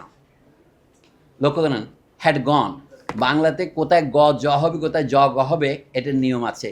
পূর্ব বাংলার একটা নিয়ম, পশ্চিম বাংলার একটা নিয়ম। তা আহমদ ছফা পূর্ব বাংলার নিয়মে লিখে, যদিও তিনি রবীন্দ্রনাথ যে লিখবেন কিনা সন্দেহ আমার। তো বলেন দারোয়ান গেটের পাশে নাক ডেকে ঘুমুচ্ছে, তাকে জাগাতে হলো। আহমদ ছফার গদ্যের আর একটা গুণ হলো, অথবা দোষ, পশ্চিমবঙ্গীয়তা বেশি। করলুম খেলুম এসব লিখতেন উনি, যেন প্যানো লিখতেন। অনেকে বলছে কি আহমদ ছফার কোনো দোষ আপনি দেখতে পান না, এটাকে আমি দোষই মনে করি। ওখানে যেন, হ্যাঁ একটু বেশি। এখনও মুয়াজ্জিন ফজরের আজান দেয়নি, এত সকালে তাকে জাগালাম কেন? হেতুটি দারোয়ান বুঝতে পারলো না। আমার মুখের দিকে তাকিয়ে জিজ্ঞেস করলো, সাব কি স্টেশনে যাবেন? আমি বললাম না বাবা, দেয়ালের ওপাশে 100 বেগুন চারা লাগিয়েছি, সেগুলো কান খাড়া করেছে কিনা দেখতে চাই। দারোয়ান বিরস মুখে গেট খুলে দিয়ে আবার ঘুমিয়ে পড়ল। হোস্টেলের সামনের মাটিতে সামান্য শিশির পড়েছে। আমি ওই বাগানের সাক্ষী, কিন্তু আমি তখন ছাত্র হিসেবে ভর্তি হয়েছি, আমার চোখের সামনে এই বাগান হয়েছে। এখন কৃষ্ণপক্ষের রাত, ক্ষীণ চাঁদের ম্লান আলো ছড়িয়ে পড়েছে। আমি দেয়ালের গোড়ায় গিয়ে প্রতিটি চারার কাছে গিয়ে দেখি সব কটা চারা দাঁড়িয়ে আছে। কেবল বড়ই গাছের তলায় একটি চারা দেখলাম মাটিতে দ্বিখণ্ডিত হয়ে পড়ে আছে। তার সূক্ষ্ম দৃষ্টি লক্ষ্য, লেখককে তো ডিটেলে যেতে হবে, এই জন্য কেবল বড়ই গাছের তলায় একটি চারা গাছ দেখলাম মাটিতে দ্বিখণ্ডিত হয়ে পড়ে আছে, না লাগাতেই পোকা চারাটিকে খতম করে দিয়েছে। বাকি উপমাটা দেখেন কি, বাকি একসঙ্গে দাঁড়ানো চারাগুলোকে লাইন করে দাঁড়ানো সেনাবাহিনীর জওয়ানের মতো মনে হলো। তখন কিন্তু বাংলাদেশ সেনা শাসন চলছে। উপমা কখন কোনটা দিবেন, তখন জিয়া রহমানের শাসন চলছে, দেশ তখন উত্তাল পদ্মের মতো গিয়েছে। এই সময়টায় জিয়া থেকে জেনারেল এরশাদ পর্যন্ত এর পরেই বই লেখা, কিন্তু মনে করছে উনি 1976-এর কথা লিখছেন 1993 পরে। এই জন্য দেখুন আরেকটা উপমা দেখেন, এই জওয়ানদের কথা মনে এলো কেন বলতে পারবো না। এই যে বলতে পারবো না কিন্তু জানেন, লেখকের কৌশল হচ্ছে এটা, হয়তো হামেশা তাদের সবখানে দেখতে হয় বলেই এখন বুঝতে পারি সামরিক শাসনের প্রতি তার এক ধরনের বিরস মনোভাব। মন আপনা থেকে তাদের কথা মনে তুলল। আরেকটা উপমা দেখেন, গাঢ় দইকে চামচ দিয়ে নাড়লে যেমন ক্ষুদ্র ক্ষুদ্র টুকরো হয়ে ছড়িয়ে পড়ে, সেরকম ফিকে টুকরো টুকরো অন্ধকার আকাশ ও পৃথিবীর মধ্যবর্তী স্থানে জেগে আছে। শেষ রাতে ফিকে হয়ে আসা এই অন্ধকারের মধ্য দিয়ে পৃথিবীকে কি অপূর্ব সুন্দর দেখায়। এই মাঠে দাঁড়িয়েই নানা জায়গায় 4-5টা দোয়েলকে শীষ দিয়ে উঠতে শুনলাম। মানে প্রকৃতি আর মানুষ নিয়ে যে আপনারা গল্প করছেন সেই গল্পের একটা ইলাস্ট্রেশন দেখুন। রাত্রি শেষের আবছা নরম নরম অন্ধকারের ভেতর দোয়েলের একটানা শীষ যখন শুনলাম, আমি মনে করলাম এই শীষের সঙ্গে গাছপালার বেড়ে ওঠার অবশ্যই একটি সম্পর্ক আছে। এখানে ওখানে কাকেদের ডানা ঝাপটে ডেকে উঠতে শুনলাম। মহসিন হলের প্রভুষ্টের বাড়ি থেকে মোরগ উঁচু স্বরে ডাক দিল। মোরগের ডাকের মধ্যে সূর্যের উদয়ের আগের কিছু লালিমা মাখানো আছে বলে মনে হয়। তারপর মুয়াজ্জিন আজান দিল। এটা লেখা পশ্চিমবঙ্গে আপনার পক্ষে ডিফিকাল্ট হতো, ঢাকাতেও আমাদের লেখকদের মধ্যে এটা খুবই অসম্ভব। এবং একটা আখতারুজ্জামান লিখলে একটা ব্যঙ্গ করবে, কিন্তু আমরা সব ব্যঙ্গ করছে না, আজান দেওয়াটাকে উনি পজিটিভলি নিচ্ছেন। তারপর দেখেন তারপরেই ডালে ডালে শাখায় শাখায় নানা রকমের পাখি কিচির মিচির চিৎকার করতে আরম্ভ করল। হুমায়ুন আজাদকে দিয়ে যে লেখাতেন আপনি, এটি কী লিখতেন তুলনা করলে বুঝতে পারবেন মানে মানুষের অ্যাটিটিউড কী হয়। আমি আর বেশি বলবো না। আরেক জায়গায় উনি বললেন কি তাহলে একটা মর্নিং ওয়াক সেরে আসি, কাকরাইল মসজিদের দিকে যাব। তখন তো মানুষ এত বেশি ঘন ছিল না, ওই আমিও হাঁটছি বহুবার সরওয়ার্দী উদ্যানের সেই খোলা ময়দানে। এখন তো সেখানে সব স্ট্রাকচার উঠে গেছে। কীভাবে যে নষ্ট করতে পারে একটা সমাজকে দেখেন। এখন আপনি বলেন তো আপনি তো স্বাধীনতা বিরোধী, এইখানে স্বাধীনতা স্তম্ভ নির্মাণ করার জায়গা পায় নাই। এইখানে জিয়াউর রহমান যেমন শিশু পার্ক করার কোনো জায়গা পায় নাই। এইখানে তো ওই যে আত্মসমর্পণ দলিল স্বাক্ষর হয়েছিল, প্রত্যেক সরকার এসে এটা কিন্তু নাম বদলাইছে এবং তার চরিত্র বদলাইছে, জিনিসটাকে এখন ইট কাঠ পাথরের একটা বাগানে পরিণত করেছে। তো এইখানে আহমদ সোফার কথায় বলছি। এবার কাকরাইল মসজিদের গোড়ায় এলাম, ভেতরে ফজরের নামাজের জামাত চলছে, কেরাতের আওয়াজ শুনতে পাচ্ছি। নামাজ শেষে দেখলাম উনি দেখেন নামাজ দিয়ে কোনো ব্যঙ্গ করছে না, কিন্তু নামাজিদের নিয়ে ব্যঙ্গ করছেন। দেখেন কিভাবে, নামাজ শেষে দেখলাম মুসল্লিরা বেরিয়ে এসে পাউরুটি এবং পাকা কলা দিয়ে নাস্তা করছেন। নাস্তা করা তো দোষ হইতে পারে না। পরে আবার দেখেন কেউ ইটের উপর বসে চাপাতি ছিঁড়ে ছিঁড়ে ডাল দিয়ে খাচ্ছেন। তারপর পরের বাসায় অধিকাংশের মাথায় টুপি সাদা ফুলের মতো ফুটে আছে। আচ্ছা, মৌলভী সৈয়দ ও আলিউল্লাহ কী হলে লিখতেন, নোয়াখালী সম্পর্কে লিখতেন এখানে শস্যের চেয়ে টুপি বেশি। অর্থাৎ উনি ছিলেন বাঙালি মুসলমানের দুঃখ ওনার মধ্যে ফুটেছে, কিন্তু উনি ফুটে করেছেন বিদ্বেষ এবং ঘৃণার ভাষায়। আহমদ সোফার সমালোচনা হচ্ছে ভালোবাসার ভাষায়। এই হচ্ছে পার্থক্য। Ahmad Sofa identifies with his people, Syed Waliullah does not. যদি এই জন্য এখন সৈয়দ ওয়ালিউল্লাহকে নিয়ে আমাদের বন্ধুরা এখানে আলোচনা করে, তাকেই বিরোধ মনে করে। সৈয়দ ওয়ালিউল্লাহ লেখার গতি অনেক ভালো, তিনি কলকাতার থাকতেই নয়নতারা ইত্যাদি লিখেছেন, কিন্তু তারপরেও দেখবেন যে নিজ সমাজের প্রতি ঘৃণা বিদ্বেষ প্রকাশ করার শ্রেষ্ঠ লেখক হচ্ছে হুমায়ুন আজাদ। অন্যান্যরা মোটামুটি তাই। বাঙালি মুসলমানকে গালি না দিলে আপনি বলেন আধুনিক লেখক হন না, কিন্তু তাকে অঙ্গীকার করেও যে আধুনিক লেখক হওয়া যায় আহমদ সোফা তার প্রমাণ। আহমদ সোফার 5টি উপন্যাসের ভূমিকা লিখতে আহমদ সোফা নিজেই অনুরোধ করেছিলেন আখতারুজ্জামান ইলিয়াসকে। তিনি পৃথিবীর ইতিহাসের কুৎসিততম একটা ভূমিকা লিখেছেন। অর্থাৎ আহমদ সোফার উপন্যাস তিনি বিন্দুমাত্র বুঝতে পারেন নাই, বিশেষ করে অলাদ চক্রে বুঝতেই পারেন নাই। মানে আখতারুজ্জামান ইলিয়াস সম্পর্কে আমার ভক্তি শ্রদ্ধা একটু ছিল বটে যখন তার আগের বইগুলি পড়েছিলাম, এখন আর আমার ভক্তি নাই। কারণ কি মানুষ যখন বেসিক বুঝতে পারে না তখন সেই মানে অন্য দিয়ে আমি কী করব। আমি যেন আমার এগুলো রেকর্ড হচ্ছে এবং আমি আরও সূত্র অর্জন করছি। তো বুঝছেন, এখন শেষ করি তাহলে। এই যে অধিকাংশ মানুষের মাথায় টাকা পড়তে পারে, সবাই লম্বা জামা পরেছে, দেখেন এইরকম লিখছে। আরও দু একটা উদাহরণ দিই। তিনি যে রবীন্দ্রনাথকেও ছেড়ে কথা বলেন না সেইটা একটা আপনাদের দেখাই।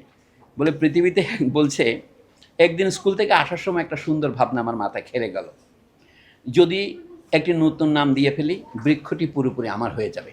মানুষ প্রকৃতিকে কীভাবে অ্যাপ্রোপ্রিয়েট করে। এই যে আপনার একটা শহীদ আবরার, 5C শহীদ আবরার সড়ক অ্যাভিনিউ নাম দিচ্ছেন না, তার মানে এটা হলো দখল করার নিয়ম। এখন আমাদের এক্সপ্রেসওয়ের নাম হজরত ইব্রাহিম জাতির পিতা দিয়েছে না, কেউ এটা সারাবার সাহস পাচ্ছে না। শেখ হাসিনার বুদ্ধি ছিল কি, জিয়াউর রহমান বিমানবন্দরের নাম হযরত শাহজালাল নামে দেওয়া। হাত দিতে পারবেন আপনি? এই জন্য বুদ্ধি না, এগুলো হচ্ছে রাজনৈতিক কৌশল। এখানেও একদম উনি বলছেন আমি যদি এখানে নাম দিয়ে ফেলি গাছটা আমার হয়ে যাবে। মানুষ যা করে তাকে তিনি ব্যঙ্গ করছেন এইভাবেই। মানে আহমদ মোস্তফা মাল্টি ডাইমেনশনাল বা বহুদর্শী লেখক, এটা আমাদের বোঝা দরকার। আমরা একদিক থেকে তাকে এই যে প্রকৃতি প্রেমের বই বলছে, এটা আমাদের সুবুদ্ধির পরিচায়ক, কিন্তু সুবুদ্ধি যথেষ্ট নয়, আমাদের কিছুটা দুর্বুদ্ধিও দরকার। এই দুর্বুদ্ধির লোক দেখে লোকে সমালোচক বলে। আর সমালোচনার কথাটার অর্থ আমি দেখি আমাদের শতকরা 90 জন সমালোচনার অর্থ জানে না। সকলে মনে করে সমান আলোচনা, মানে আমি যাদের সাথে দেখা করেছি তারা বলে, আপনারা হয়তো ভালো সঠিক জানেন, সমালোচনা মানে হচ্ছে সম্যক আলোচনা। আলোচনা যেমন হওয়া উচিত তেমন, রাইট প্রপার ডাইমেনশন আলোচনা হওয়া। সেই জন্য বলছি, যদি একটি নতুন নাম দিয়ে ফেলি, বৃক্ষটি পুরোপুরি আমার হয়ে যাবে, তখন আর কারো দখল থাকবে না। তখন রবি ঠাকুরের ছড়া মুখস্থ করছিলাম, বৃষ্টি পড়ে টাপুর টুপুর, নদে এলো বান, আবার আমাদের ছোট নদী চলে বাঁকে বাঁকে, তাল গাছ এক পায়ে দাঁড়িয়ে। এগুলি মানে বিচ্ছিন্ন কবিতা মনে পড়ছে, এই আমাদের জীবনে ঘটে তো কত রকমের ছড়া। যখনই পড়ি মনে একটা মিষ্টি ঝংকারের রেশ অমনি সঞ্চারিত হয়। মনে মনে ভাবলাম আম বৃক্ষ রাখলে বেশ হয়। রবি ঠাকুরের কবিতা মিষ্টি, এই গাছের আমও মিষ্টি। দেখেন দুর্জনের ছলের অভাব হয় না। কিভাবে আমরা করি, সব বিশ্ববিদ্যালয়ের নাম শেখ মুজিবুর নামে দিতে হবে কেন? মানে ওর মধ্যে যে দুর্বুদ্ধিটা, এটা হচ্ছে সেই বুদ্ধি। রবি ঠাকুরকে দাড়িতে চুলে গোফে মনুষ্যের জঙ্গলের মতো দেখায়, এই গাছটির সঙ্গেও তার একটা সুন্দর মিল পাওয়া যাবে। আচ্ছা, রবিবাবুকে নিয়ে যে খারাপ কাজ করেছে ওয়াহিদুল হকরা, সেটার উনি একটা উল্লেখ করেছেন এখানে। মানে যারা ছায়ানট, রবীন্দ্র ইত্যাদি করেছে, তিনি তাদের নিয়ে একটা মজার গল্প বলেছেন এখানে। আচ্ছা, সেই সময় সন্ত্রাস ভরে গিয়েছিল ঢাকায়, আপনারা জানেন। উনি একটি গাভীর জন্য একটা কবিতা লিখেছিলেন, শোক কবিতা। ঢাকা বিশ্ববিদ্যালয়ের চত্বরে একটা গর্ভবতী গাভী এই সন্ত্রাসীদের গুলিতে নিহত হয়েছিল। ওইখান থেকে তার গাভী বৃত্তান্ত কবিতা মানে উপন্যাসটার উৎপত্তি। এই জায়গায় তিনি কাকেরা যেরকম বেকায়দায় ফেলে থাকে, আমি তাদের সঙ্গে যে করেই হোক সম্পর্ক একেবারে চুকিয়ে ফেলার কথা চিন্তা করছি। আজকাল গলিতে গলিতে কাটা রাইফেল, পাইপ গান এসব পাওয়া যাচ্ছে। কিছু টাকা ফেললেই তার একটা ভাড়া হিসেবে পাওয়া যায়। লাশ ফেলতে হবে না, দু একটা আওয়াজ করলেই কাকেরা আর এবছর এ মুখো হবে না। এই সমস্ত রসিকতা তিনি করেছেন। আরেকটা জায়গায় দেখেন, রবীন্দ্রনাথকে নিয়ে তিনি একটা হাসাহাসি করলেন। আহমদ সোফার পালিত পুত্র, এখানে অনেক যে অ্যালেগরিক্যালি দেখা যায়। পালিত পুত্র হচ্ছে সুশীল, সে খ্রিস্টান। আচ্ছা, তারপরে তার বন্ধু যারা আছে, চিন্ময়, রত্নেশ্বর, অন্যান্য, এরা হলো তফসিলি হিন্দু, শুধু হিন্দু নয়, এরা দলিত এবং এরা হলো মহাত্মা গান্ধী কথিত হরিজন, এরা তার আরেকটা গ্রুপ। তারপরে তিনি তার এখানে ভাতুষপুত্র থাকে, তার নাম মাঝে মাঝে উল্লেখ করেছে আনোয়ার, একটা পালিত পুত্র, একটা তার বন্ধু, এরকম। এবং তার একটা মেয়েকে তিনি শেষ বয়সে যাকে ভালোবাসতেন, তার নাম ফারজানা, তার নামও এখানে উল্লেখ আছে। তিনি নামটা গোপন করেননি, কিন্তু অর্ধেক নারী অর্ধেক ঈশ্বরী বই যাকে অ্যাড্রেস করে লেখা, সে হচ্ছে এই ফারজানা। উনি এখন মার্কিন দেশে আছেন, বেঁচে আছেন এখনো পর্যন্ত। মানে আহমদ সোফার অজস্র প্রেমের কাহিনী আছে। তার প্রেমিকাদের নাম তো এখন জনগণ সবাই জানে, যেহেতু উনি মারা গেছেন বহু আগে। তো আচ্ছা, যা হোক, এখন তিনি বললেন সুশীলকে দিয়ে নিয়ে দুষ্টামি করে। আরেকটা লোক ছিল ইদ্রিস, তার পার্সোনাল আমরা বলি খানসামা, ভ্যালে বলে ফরাসিতে, অথবা ইংরেজরা বলে ব্যাটম্যান। সে ব্যাটম্যানের কাহিনী। একদিন দেখলাম দুটো চড়াই রাজ্যের খড়কুটো এনে রবি ঠাকুরের ছবির পেছনে জড়ো করছে। চড়াই দুটোর বদমায়েশি বুদ্ধি দেখে আমার পিত্তি জ্বলে গেল। এই নচ্ছার পাখি দুটো ধরে নিয়েছে রবি ঠাকুরের ছবির পেছনে বাসা তৈরি করলে বাংলা সাহিত্যের খাতিরে আমি কিছু বলবো না, চুপচাপ দৃশ্য দেখে যেতে থাকবো। অপগণ্ড রবীন্দ্র পোষ্যেরা কুকর্ম করে যেভাবে পার পেয়ে যায়, এই চড়াই দুটো সেভাবে আমাকে বোকা বানাবে। আহমদ সোফার অলাদ চক্র উপন্যাস যারা পড়েছেন তারা দেখবেন, আমাদের বাংলাদেশের মুক্তিযুদ্ধ নিয়ে মহাকাব্য কোনো কেউ লিখতে পারেনি। আহমদ সোফা আমাকে বলতেন, আমি মুক্তিযুদ্ধ নিয়ে একটা ইতিহাস বই লিখতে চাই, এটার নাম হবে টলস্টয়ের অনুকরণে the war that was betrayed. কিন্তু বাংলা করতে পারছিলেন উনি, সেটার নাম অলাদ চক্র দিয়েছেন। যে যুদ্ধের সাথে বেইমানি করা হয়েছিল, বাংলাদেশের মুক্তিযুদ্ধ, বাংলাদেশের যুদ্ধ হওয়ার কথা ছিল, এটা পায়ে হেঁটে কেমনে ভারতে চলে গেল, কী করে বাংলাদেশকে ভারতের হাতে আমরা তুলে দিলাম, এই কথাগুলো তিনি অকপটে বলেছেন। মুখে তো আমাদের অনেক বলতেন। কলকাতায় গিয়ে কেন তেন মুক্তিযুদ্ধে তাকে যোগ দিতে দেওয়া হয়নি। এবং অনেক, এই উপন্যাসটা সবাইকে আমি পড়তে অনুরোধ করি, অলাদ চক্র। তার বিভিন্ন ভার্সন আছে, আমি এডিট করে একটা ভার্সন বের করেছি, পত্রিকা প্রকাশিত ভার্সন এবং বইতে প্রকাশিত ভার্সন, তাদের পার্থক্যটাও নির্দেশ করেছে ওটাতে। অপগণ্ড রবীন্দ্র পোষ্যেরা কুকর্ম করে যেভাবে পার পেয়ে যায়, ওই উপন্যাসে ওই পার পেয়ে আছে তাদের। তারা মুক্তিযুদ্ধের সময় গিয়া ওখানে বেলাল্লাপনা করে বেড়াচ্ছে ওই বুদ্ধিজীবীরা, সেগুলো তিনি তথ্যচিত্র ওখানে এঁকেছেন। একজনের বউ আরেকজনে নিয়ে যাচ্ছে, একজনের মানে পোষ্যকে বিয়ে করছে আরেকজন, অদ্ভুত অদ্ভুত সব কাহিনী কিন্তু ওখানে আছে। কোনোটা কিন্তু বানোয়াট নয়, সবগুলোর কিন্তু বাস্তব ভিত্তি আছে। আহমদ ছফার পক্ষেই সম্ভব ছিল যুদ্ধের মধ্যেও দেখা যে ভবিষ্যতে বাংলাদেশে ভারতীয় সৈন্য প্রবেশ করছে, এই সদ্য কি বেরোবে? ওই যুদ্ধের সময় সবাই উল্লাস করছে, ঢাকা ফল করেছে, ওখানে বোমা ফুটতেছে। আহমদ ছফার মাথার মধ্যে ম্যাগ দেখা দিয়েছে, ভারতীয় সৈন্য তো যাচ্ছে, কুইনান জ্বর সারাবে বটে, কিন্তু কুইনানকে সারাবে। ওইভাবে পড়ে দেখেন, মানে বাংলাদেশে এখন 55 বছর পরে যা দেখতে পাচ্ছেন, আহমদ ছফা দিব্য দৃষ্টিতে সে দেখতে পেয়েছিলেন। এই জন্য কবিদেরকে বলা হয় প্রফেট। প্রফেট শব্দের অর্থ হচ্ছে ভবিষ্যৎ দ্রষ্টা। তারা দেখতে পারে, সবাই ভবিষ্যৎ দ্রষ্টা হয় না। তো যারা ভবিষ্যৎ দ্রষ্টা হয় তারাই তো বড় লেখক হবে। অনেকে আপনি আহমদ ছফার এত প্রশংসা করেন কেন? তাই তো আহমদ ছফাকে 100 দিলে অন্যদের আমি 10ও দিতে পারি না, এই মাপকাঠিতেই। আচ্ছা, তারপরে আসে, শেষ করি। একদিন ইদ্রিসকে ডেকে বললাম, ওই বুড়োর পেছনের খড়কুটো সব বাইরে ফেলে দাও। ইদ্রিস বলল, একখান কথা জিগাইবার খুব মন লয়। কি বলে? আমি বললাম, জিগায় ফেলাও। সে বলল, এই বুড়া মানুষটার মুখ তো একেবারে দাড়ি মোচা ঢাকা। আমি চিন্তা করি, হে ভাত কোন দিক দেখায়। রবীন্দ্রনাথকে নিয়ে এইটা হালকা কথা বলতে পারা। অনেকে বলে কি রবীন্দ্রনাথ খুব সিরিয়াস, তাকে নিয়ে হালকা কথা বলা যাবে না।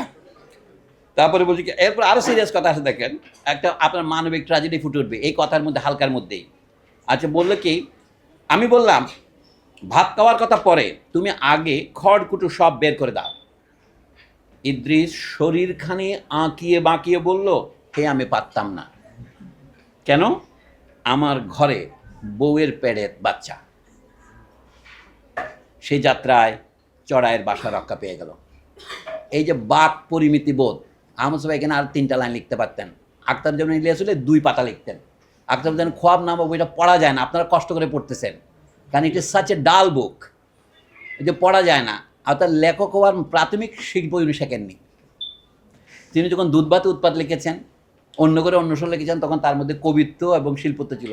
কিন্তু যখন নিজেকে গ্রেট লেখকভাবে চিন্তা করা শুরু করেছেন, তখন আর লিখতে পারছেন না। কিন্তু আহমদ ছফা সেইটা হারান নাই।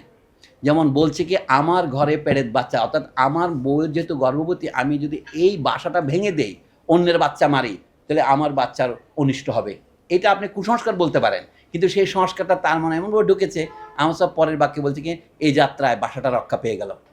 Y? Because Idris refuse to throw it out.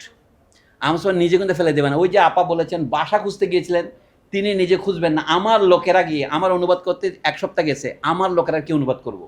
My servants, my people, my folks, what? American ইংরেজি কি, এ নিয়ে অনেক তর্ক হয়েছে। আহমদ ছফা হচ্ছে এই লোক। তারপরে তিনি বলছেন, যদি বা তিনি থাকতেন কুড়ে ঘরে, কিন্তু মেজাজ ছিল রাজা বাদশার মতো। I am the monarch of all I see, I am the sovereign, এই অ্যাটিটিউডের লোক ছিলেন উনি। তো বলছেন, একদিন আমি অবাক হয়ে দেখি চড়াই এবং চড়াইনি রবি ঠাকুরের ছবির উপর বসে মনের সুখে যৌন সঙ্গম করছে। আমাদের ছোট ভাই যে আপত্তি করছে, তার কাছে ক্ষমা চেয়ে পড়ছি। আমি ভাবলাম, আচ্ছা, সঙ্গম শব্দের অর্থ কি? সম্মুখ রূপে গমন, যেভাবে যাওয়া হচ্ছে সেভাবে যাওয়া, এটাকে সঙ্গম বলে। নদী তখন মোহনা সঙ্গম বলেন, নদীর মোহনা বলেন, কারণ মোহনা মানে যা আপনাকে মোহগ্রস্ত করে, ইংরেজি বলে অ্যাস্চুয়ারি। এবং জানেন নরনারীর যৌনাঙ্গকে এটা বলে।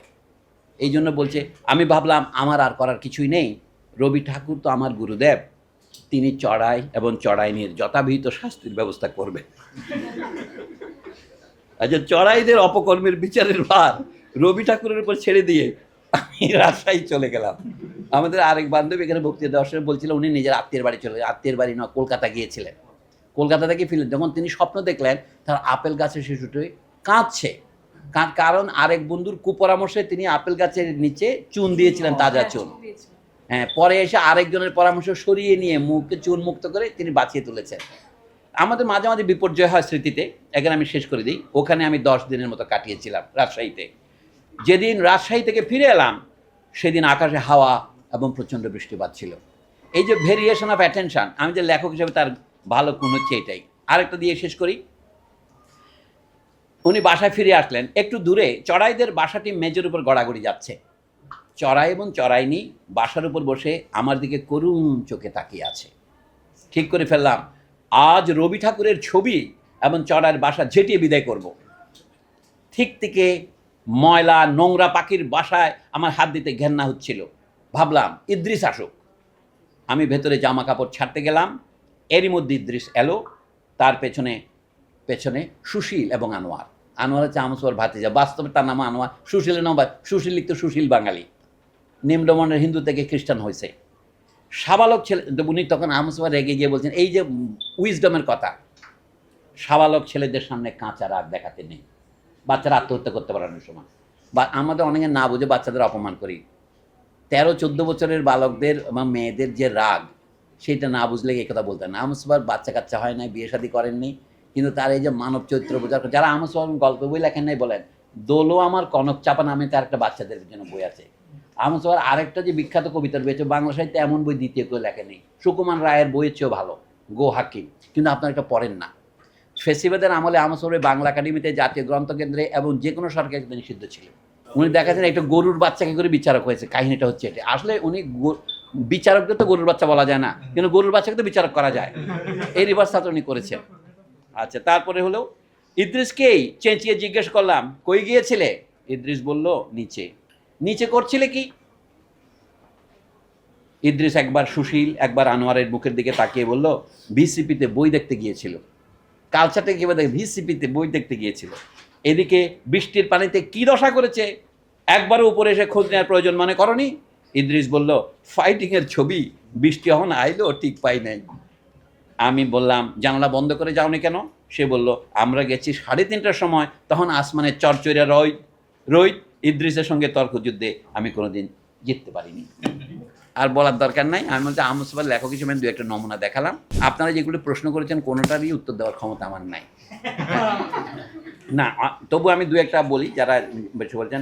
যেমন জান্নাতে ফেরদৌস যেখানে ইসলামিক ফাউন্ডেশনের বক্তৃতা দিতে যাওয়াটা যেন বন্ধুরা কেন ছি করলো। এইটা উনি গিয়েছিলেন 1980 সনের দিকে।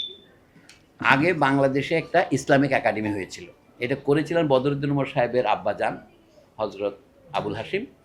এইটা তিনি করেছিলেন বর্ধমান থেকে আসার পর। তিনি তো অন্ধ ছিলেন, আইয়ুব খান ছিল তার বন্ধু। তিনি ছিলেন পাকিস্তানের আগে যে দলের আন্দোলনের ফলে পাকিস্তান হয়েছে, বঙ্গীয় মুসলিম লীগ, তার সাধারণ সম্পাদক। এবং এই বাংলাদেশকে যে পাকিস্তানের মুখে করেছিলেন, যখন এটা আমরা লুকাতে ব্যস্ত। 1971-এর মুক্তিযুদ্ধে বাংলাদেশ যেমন জনপ্রিয় ছিল, 1946-47 সনে পাকিস্তান তার চেয়ে বেশি জনপ্রিয় ছিল বাংলায়। এবং এটার 1 নম্বর কারিগর ছিলেন আবুল হাশিম। পশ্চিমবঙ্গে তার বাড়িতে যখন আগুন লাগিয়ে দেওয়া হলো, তখন 1950-এর পর তিনি এখানে চলে এলেন। আগে বাড়িতে থাকতেন, বদরুদ্দীন উমর তখন বাচ্চা মানুষ, এইখানে এসে উনি পাস করেছেন। তো সেই ভদ্রলোক একটা চাকরি দরকার, তিনি একটা বই লিখলেন, দি ক্রিড অফ ইসলাম। উনি এক অন্য ধরনের প্রগতিশীল ইসলামে বিশ্বাস করতেন। এইটা বদরুদ্দীন উমর অনুবাদ করেছেন ইসলামের মনোবাণী নামে। বদরুদ্দীন উমর তখনও মার্ক্সবাদী হন নাই, মানে বামপন্থী হন নাই, উনি মধ্যপন্থী ছিলেন, ভাষা আন্দোলনের সমর্থক ছিলেন বদরুদ্দীন উমরও, ইনিও। তো তারপরে আবুল হাশিম সাহেবের সাথে আমসোয়ার পরিচয় হলো। ওখানে শাহেদ আলী সাহেব বলে এক ভদ্রলোক ছিলেন, একটা পত্রিকা বের করতেন ইসলামিক ফাউন্ডেশন থেকে। ওইটার নাম ফাউন্ডেশন নয় তখন, একাডেমি। শাহেদ আলী সাহেব অত্যন্ত প্রথম শ্রেণীর গল্পকার, জিব্রাইলের ডানা বলে যিনি বিখ্যাত লিখেছেন। এদের সকলেরই গুরু। কিন্তু দেখেন শাহেদ আলীর নামও কখনো নেবেন না আমাদের বড় লেখকেরা, এই জন্য আমি এদেরকে অসৎ লেখক মনে করি। অর্থাৎ যেহেতু ওই লোকের আইডিওলজি একটু তাদের অপছন্দ হয়, কিন্তু ওই লোক যে ভালো গল্প নেই, তাকে সত্যজিৎ রায় পর্যন্ত তার জিব্রাইলের ডানা নিয়ে ফিল করতে চেয়েছিলেন, কিন্তু ভয় করেননি। একটা ছেলে আকাশে ঘুড়ি ওড়ায়, মানে সে জিব্রাইলকে দেখতে পায় বলে, মানে সাংঘাতিক, মানে এই বিপজ্জনক গল্প আর কি। কিন্তু এই গল্পের মতো বেশি গল্প বাংলা কেন পৃথিবীর কোনো ভাষায় লেখা হয়নি। তাহা মুস্তফা ওইখানে 3টা গল্প প্রকাশ করেছিল ইসলামিক একাডেমির পত্রিকায়, অপূর্ব বিচার ইত্যাদি, বাদশাহ সুলাইমান আমলের গল্পের কাহিনী। মুস্তফা কোনো বাদ বিচার করতেন না, থাকতেন বামপন্থীদের সাথে আর সেমিনার করতেন ডানপন্থীদের সাথে, কারণ তার একটা ধ্যান জ্ঞান ছিল সাহিত্য। আবুল হাশিম সাহেবের সাথে যাওয়ার পরে তিনি ছেড়ে দেন। বাংলাদেশ স্বাধীন হওয়ার পর তিনি মুক্তিযুদ্ধ হয়েছেন। আবুল ফজল সাহেব 1974-এ মারা গেছেন। এটা শেখ মুজিব এটার নাম দিয়েছেন ইসলামিক ফাউন্ডেশন। তো ইসলামিক ফাউন্ডেশনের কাছে উনি গেলেন, কারণ উনি ইসলামকে আমাদের ঐতিহ্যের অংশ মনে করতেন। অনেকে বাংলাদেশে ইসলামী রাষ্ট্র করতে চায়, আমসোয়া চাইতেন না। উনি বলেন বাংলাদেশের শতকরা 101 লোক যদি মুসলমান হয়, রাষ্ট্রকে হইতে হবে ধর্মনিরপেক্ষ। এটা আপনারা অনেকে পছন্দ করবেন না। একইভাবে আহমদ সোফার বক্তব্যের আরও অনেক দিক আছে। এই হুমায়ুন আজাদের মতো লোকেরা মনে করতেন আহমদ সোফা তো মৌলবাদী। শুধু হুমায়ুন দেখানো, আমি নামটা নিচ্ছি যেহেতু হুমায়ুন আজাদের সাথে তার লিখিত তর্ক হয়েছিল। সেই আহমদ সোফা ইসলামিক ফাউন্ডেশনে যাওয়াটাকে অবৈধ মনে করতেন না। উনি মনে আমাদেরই অংশ, আমরা যেমন ভারতীয় সভ্যতার অংশ, বাংলাদেশ সভ্যতার অংশ, আমরা একেবারে বিশ্বজুড়ে ইসলামী সভ্যতার অংশ। গ্রিক সভ্যতাকে যদি আমার উত্তরাধিকার মনে করি আমি, তাহলে আমি স্পেনের সভ্যতা, আরব দেশের সভ্যতাকে নিজের মনে করবো না কেন? পারস্য সভ্যতাকে তো আমার নিজেরই মনে করি। এই উদার দৃষ্টিভঙ্গি আমাদের বাংলাদেশের এই ছেদ বুদ্ধিজীবীদের নাই। এরা যে বুদ্ধিজীবী নয় তার প্রমাণ তারা ইতিহাস সম্পর্কে এদের কোনো ধ্যান ধারণাই নাই। তো আহমদ সোফা গেলেন, তখন ছিচি করলো কি জন্য? বলে আহমদ সোফা এখনও এই বদনাম চালায়, আহমদ সোফা লিবিয়ার থেকে টাকা নিয়েছে। এই স্কুলটার নাম ছিল শিল্পী সুলতান কর্ম ও শিক্ষা কেন্দ্র। এখন যেখানে এখানে কাটাবন মসজিদ হচ্ছে, তখন সেখানে মসজিদ ছিল না, ওইটা নবাবদের আস্থা বলে একটা গোল ছিল। এখানে মুজিব হল, জিয়া হল, এগুলি কিছুই ছিল না। ওর উপর দিয়ে হেঁটে হেঁটে আমরা হাতিরপুলে গিয়েছি। এই যে ফুলতলি থেকে যাওয়ার রেল লাইনটা এখন ওই পথ হয়েছে, হাতিরপুল বাজারের উপর দিয়ে চলে গেছে, সোনারগাঁ রোড বলে যেটা। তো আহমদ সোফা সেই সময় ইসলামিক ফাউন্ডেশনে যাওয়াটাকে অবৈধ মনে করেননি, কারণ তার দরকার স্কুলটা করা। কিন্তু আমাদের তথাকথিত প্রগতিশীলেরা এই জন্য আহমদ সোফার নিন্দার কোনো শেষ করেননি। এটা হচ্ছে একটা কাহিনী। কেন ছিচি করেছিল কি জন্য? এটা বুদ্ধিজীবীদের আমি বলবো সংকীর্ণমনতা, বহুত হীনমন্যতা। আচ্ছা, আরও আছে ওই যে আরেকজন মরিয়ম আক্তার মেম জিজ্ঞাসা করেন এই উপন্যাস, এটা হচ্ছে সবচেয়ে ইন্টেলিজেন্ট প্রশ্ন, যে জন্য আমি বলছি যে A+ পাওয়ার যোগ্য। আহমদ সোফার উপন্যাসটা কীভাবে শেষ করেছেন? পৃথিবীর সমস্ত সেরা সাহিত্যকর্মের কাজ হচ্ছে এটা পড়ার পর আপনি ভাবেন কিনা, গল্পটা আপনি বারবার পড়তে চান কিনা, নাকি 780 পৃষ্ঠা পড়ে ফেলেছি, বিরাট একটা অ্যাচিভমেন্ট করলাম। টলস্টয়ের রেজারেকশন পড়ে শেষ করেছি, আনা কারিনা পড়ে শেষ করেছি। আমি বাই দ্য ওয়ে বলে রাখি, রেজারেকশন আমি একদিনে পড়ে শেষ করেছিলাম 1978 সনে ইংরেজিতে। ইংরেজি কম জানতাম, কিন্তু বিশ্ববিদ্যালয় বন্ধ হয়ে গেছিলো, রোকেয়া হলের মেয়েরা পরস্পরের অঙ্গের মধ্যে মানে কাঁটা চামচ ঢুকিয়ে দিচ্ছিল, তখন বিশ্ববিদ্যালয় বন্ধ করে দিয়েছে। তা আমাদেরকে বলে কি আপনারা চলে যান, কোথায় যাবো এখন? এক বন্ধুর বাসায় গিয়ে আশ্রয় নিলাম, তখন উপন্যাস পড়া শুরু করলাম সকালবেলা। ওই যে আহমদ সোফা যখন নতুন বাসায় গিয়ে উপন্যাস পড়া শুরু করলো, রেজারেকশন তো সহজে পাওয়া যেত রাশিয়ানদের অনুবাদে, ওইটা পড়েছিলাম। এই কথা পরে বলবে। আমেরিকানরা আমাদের সাহিত্যকে ক্ষতি করেছে, আপাতত সেটা লাভ করেছে। 60-এর দশকে আমেরিকানরা বস্তা মেপে অনুবাদ করতো। কবির চৌধুরী সাহেবরা বস্তা মেপে অনুবাদ করে, নিজের নামে এক বস্তা করলে লজ্জা লাগে তো আপনার কাছে বইয়ের মতো, আবার জামাইয়ের নামে বউয়ের নামে জমা দিত অনুবাদ, টাকা পাওয়ার জন্য। অর্থাৎ 1 কেজিতে $2,500 পাওয়া যেত। এইভাবে ফ্রাঙ্কলিন বুক প্রোগ্রামস ইত্যাদিতে আমেরিকান বইতে আমাদের বাজার সেরে যায়। সেখানে ইউজেন ওনিলেরও বই অনুবাদ হয়, বেঞ্জামিন ফ্রাঙ্কলিন অনুবাদ হয়, আর আমেরিকার বস্তা বস্তা আমেরিকা গণতন্ত্রের সময় 5 বই অনুবাদ হয়। এইটা রাশিয়ানদের সাথে প্রতিদ্বন্দ্বিতা করার জন্য, ঠান্ডা যুদ্ধের যুগ। এইটাই আমার সব ইঙ্গিত করছে। আমাদের বুদ্ধিবৃত্তির নতুন বিন্যাসে দেখেন, বাংলাদেশের হেন বুদ্ধিজীবী ছিল না যারা আমেরিকান টাকা খায় নাই, 1-2 বাদ দিয়ে। কবি আব্দুল কাদের, খসরুজ কিতাব মহল, নরোজ কিতাবিস্তান, এগুলো সব আমেরিকান এজেন্সি কাজ করতো। আমি সবার নাম জানি না, করতো না এমন লোক ছিল না। যারা সুযোগ পেয়েছে তারাই তাই করতো। লেখকদের মধ্যে সৈয়দ আলী হাসান থেকে শুরু করে আশরাফ সিদ্দিকী পর্যন্ত কেউ বাদ ছিল না। তো এদের নাম লেখার পরে তো আহমদ সোফার জীবন ওষ্ঠাগত হয়েছিল, এই জন্য সব বাদ দিয়েছে। আমাদের নতুন সংস্করণ বের হোক, গণকণ্ঠে যেভাবে ছাপা হয়েছিল সবগুলো নাম ছাপবো। 50 বছর হয়ে গেছে, তখন দেখতে পাবেন এইটা বুদ্ধিজীবীদের ইতিহাসটা পাওয়া যাবে। বাংলাদেশের বুদ্ধিজীবীদের কোনো চরিত্র নাই কেন? কারণ পায়ের তলায় মাটি নাই। দ্বিতীয় কথা হচ্ছে বুদ্ধিজীবীদের কোনো চরিত্র নেই, তার একটাই প্রমাণ পাওয়া যায়, বাংলাদেশ স্বাধীন হওয়ার 55 বছর পরেও দেশের সমস্ত শিক্ষাকে তারা ইংরেজি মিডিয়ামে নিয়ে যাচ্ছে। আমি যেখানে থাকি উত্তরায় 18 নম্বর সেক্টরে, সেখানে রাজুকের উদ্যোগে একটা ক্যাম্পাস পল্লী হয়েছে। সেখানে তারা সাউথ পয়েন্ট স্কুলকে পুরো ভাড়া দিয়ে দিয়েছে, যেখানে ভর্তি ফি হচ্ছে মিনিমাম 36,000 টাকা। কোনো সরকারি স্কুল করবে না। আমরা যে বেসরকারি স্কুলগুলোতে মাস্টারি করি, সেরকম বেসরকারি স্কুল এখানে নাই। আমি যখন বললাম যে এখানে একটা প্রাইমারি স্কুল করার জন্য জায়গা রাখেন না, বলে সেটা আপনার শিক্ষা মন্ত্রণালয়কে বলেন। এটা নাম কি? এটা গেটেড কমিউনিটি, এখানে সরকারি স্কুল হতে পারে না। দুর্জনের কোনো ছলের অভাব হয় না। বাংলাদেশে এখন যে আবার ইংরেজি মিডিয়ামের দিকে চলে যাচ্ছে, মনে হচ্ছে বাংলাদেশ উন্নতির চরম তরক্কিতে পৌঁছে যাচ্ছে না। কিন্তু এটা দেশকে ডোবানোর শ্রেষ্ঠ পদ্ধতি, একটা দেশকে মূর্খ করে তোলার পদ্ধতি, সেটা কেউ বলার কেউ নাই। এই যে জাতীয় গ্রন্থকেন্দ্রের নামে যদি গ্রন্থকেন্দ্র নয়, যে জাতীয় বস্ত্র কেন্দ্র হইতো কেমন হতো নামটা? সামনে তো বস্ত্র অনেক বেশি। আচ্ছা, বস্ত্র খুলে ফেললে কি হয়? বিবস্ত্র। এটা বলা হচ্ছে জাতীয় বিগ্রন্থ কেন্দ্র, জাতিকে গ্রন্থহীন করা। মানে অর্থাৎ এই যে প্রাইভেট ইউনিভার্সিটিগুলোর ট্যাক্স বই, একটা ট্যাক্স বইকে আমরা লিখতে পারতেছি। আমরা ভারত থেকে আমদানি করছি, ইংল্যান্ডের থেকে আমদানি করছি, আমেরিকা থেকে আমদানি করছি। তাহলে গেটের সাহিত্যের উদ্দেশ্য কী? লেখাপড়ার উদ্দেশ্য কী? একটা হচ্ছে আপনি সার্টিফিকেট পাবেন, বিদেশে যাবেন। আর একটা উদ্দেশ্য কী?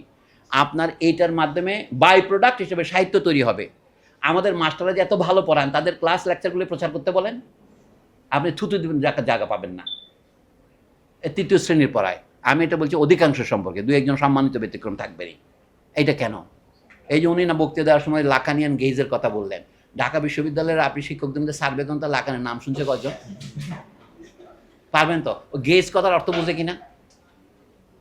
বহু আগে বেগম রোকেয়া গেজের অর্থ লিখছে দৃষ্টি, ব্র্যাকেটের মধ্যে গেজ আছে।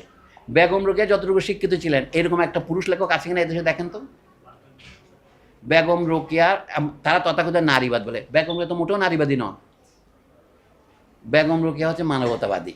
তিনি দেখিয়েছেন যে নারীদেরকে অবদমনে বলে সমাজে কি ক্ষতি হচ্ছে। আজকে তার একটা বক্তৃতা আমি দিয়ে আসলাম এতে 21 টেলিভিশনে, আপনারা 8 তারিখ রাত্রে দেখতে পাবেন 12টার পরে, বেগম রোকেয়া দিবসে। সেখানে আমি যে বেগম রোকেয়া ধ্বংসের পথে বঙ্গীয় মুসলিম নামে তার জীবনের শেষ বক্তৃতা দিয়েছিলেন 1931 সনে। সেখানে কি বলেছেন দেখেন, আমাদের কি পড়া উচিত। বেগম রোকেয়া তার স্কুল করেছেন, বাংলায় পড়ার মতো ছাত্রী পান নাই, তাকে উর্দু মিডিয়ামে চালাইতে হয়েছে বহুদিনের স্কুল। এখন আপনি ঢাকায় বাংলা মিডিয়াম পড়া, আমার বন্ধু সাজ্জাদ শরীফ আমাকে বলেছে যে আপনি আমাকে বলুন তো, যে এখানে একটা আমার ছেলে মেয়েদেরকে আমি ইংরেজি মিডিয়ামে দিয়েছি কি জন্য ভালো কোনো বাংলা স্কুল নাই। ঢাকা শহরে ভালো একটা স্কুল বলেন, আমার ছেলে মেয়েদের ইংরেজি মিডিয়ামে দেই নাই, আমি দিয়েছি ভালো স্কুলে। আমি সেদিন নিরুত্তর ছিলাম, লাজবাব ছিলাম। এবং একই কথা, এই যে রুয়াব বলে যে জায়গার মধ্যে রাজুকের প্রধান ইঞ্জিনিয়ার আমাকে বলতেছেন, আপনি যদি একটি পরিবার বের করতে পারেন যে তার ছেলে মেয়েদের বাংলায় পড়াতে চায়, আমি বাংলা স্কুলের জন্য জায়গা ছাড়বো। একটা পরিবার পাওয়া যায় নাই যারা বাংলা মিডিয়ামে তাদের বাচ্চাদের পড়াতে চায় হাই স্কুলে। এটা হচ্ছে গত সপ্তাহের কথা। ওখানে একটা লাইব্রেরির উদ্বোধনী অনুষ্ঠানে আমি ছিলাম প্রধান বক্তা, এবং রাজুকের ইঞ্জিনিয়ার ছিল প্রধান অতিথি, পদাধিকার বলে, বুঝতে পারছেন? কারণ তিনি আমার চেয়ে বয়সে মাত্র 22 বছরের ছোট। পদাধিকার বলে তিনি বলছেন, না, এখানে বাংলা মিডিয়াম স্কুল করা যাবে না, আপনি ইচ্ছে করলে বাংলা মিডিয়াম বাইরে পড়ান, গিয়ে বাড়িতে স্কুল আছে, উনি বলতেছেন বাউন্ডারির ভিতরে। এই বাংলাদেশে সম্ভব এই 2025 সনে, এবং তথাকথিত জুলাই বিপ্লবের পরে আপনি আমাকে জুলাই বিপ্লব দেখাইতেছেন, কোনো বিপ্লব হয় নাই।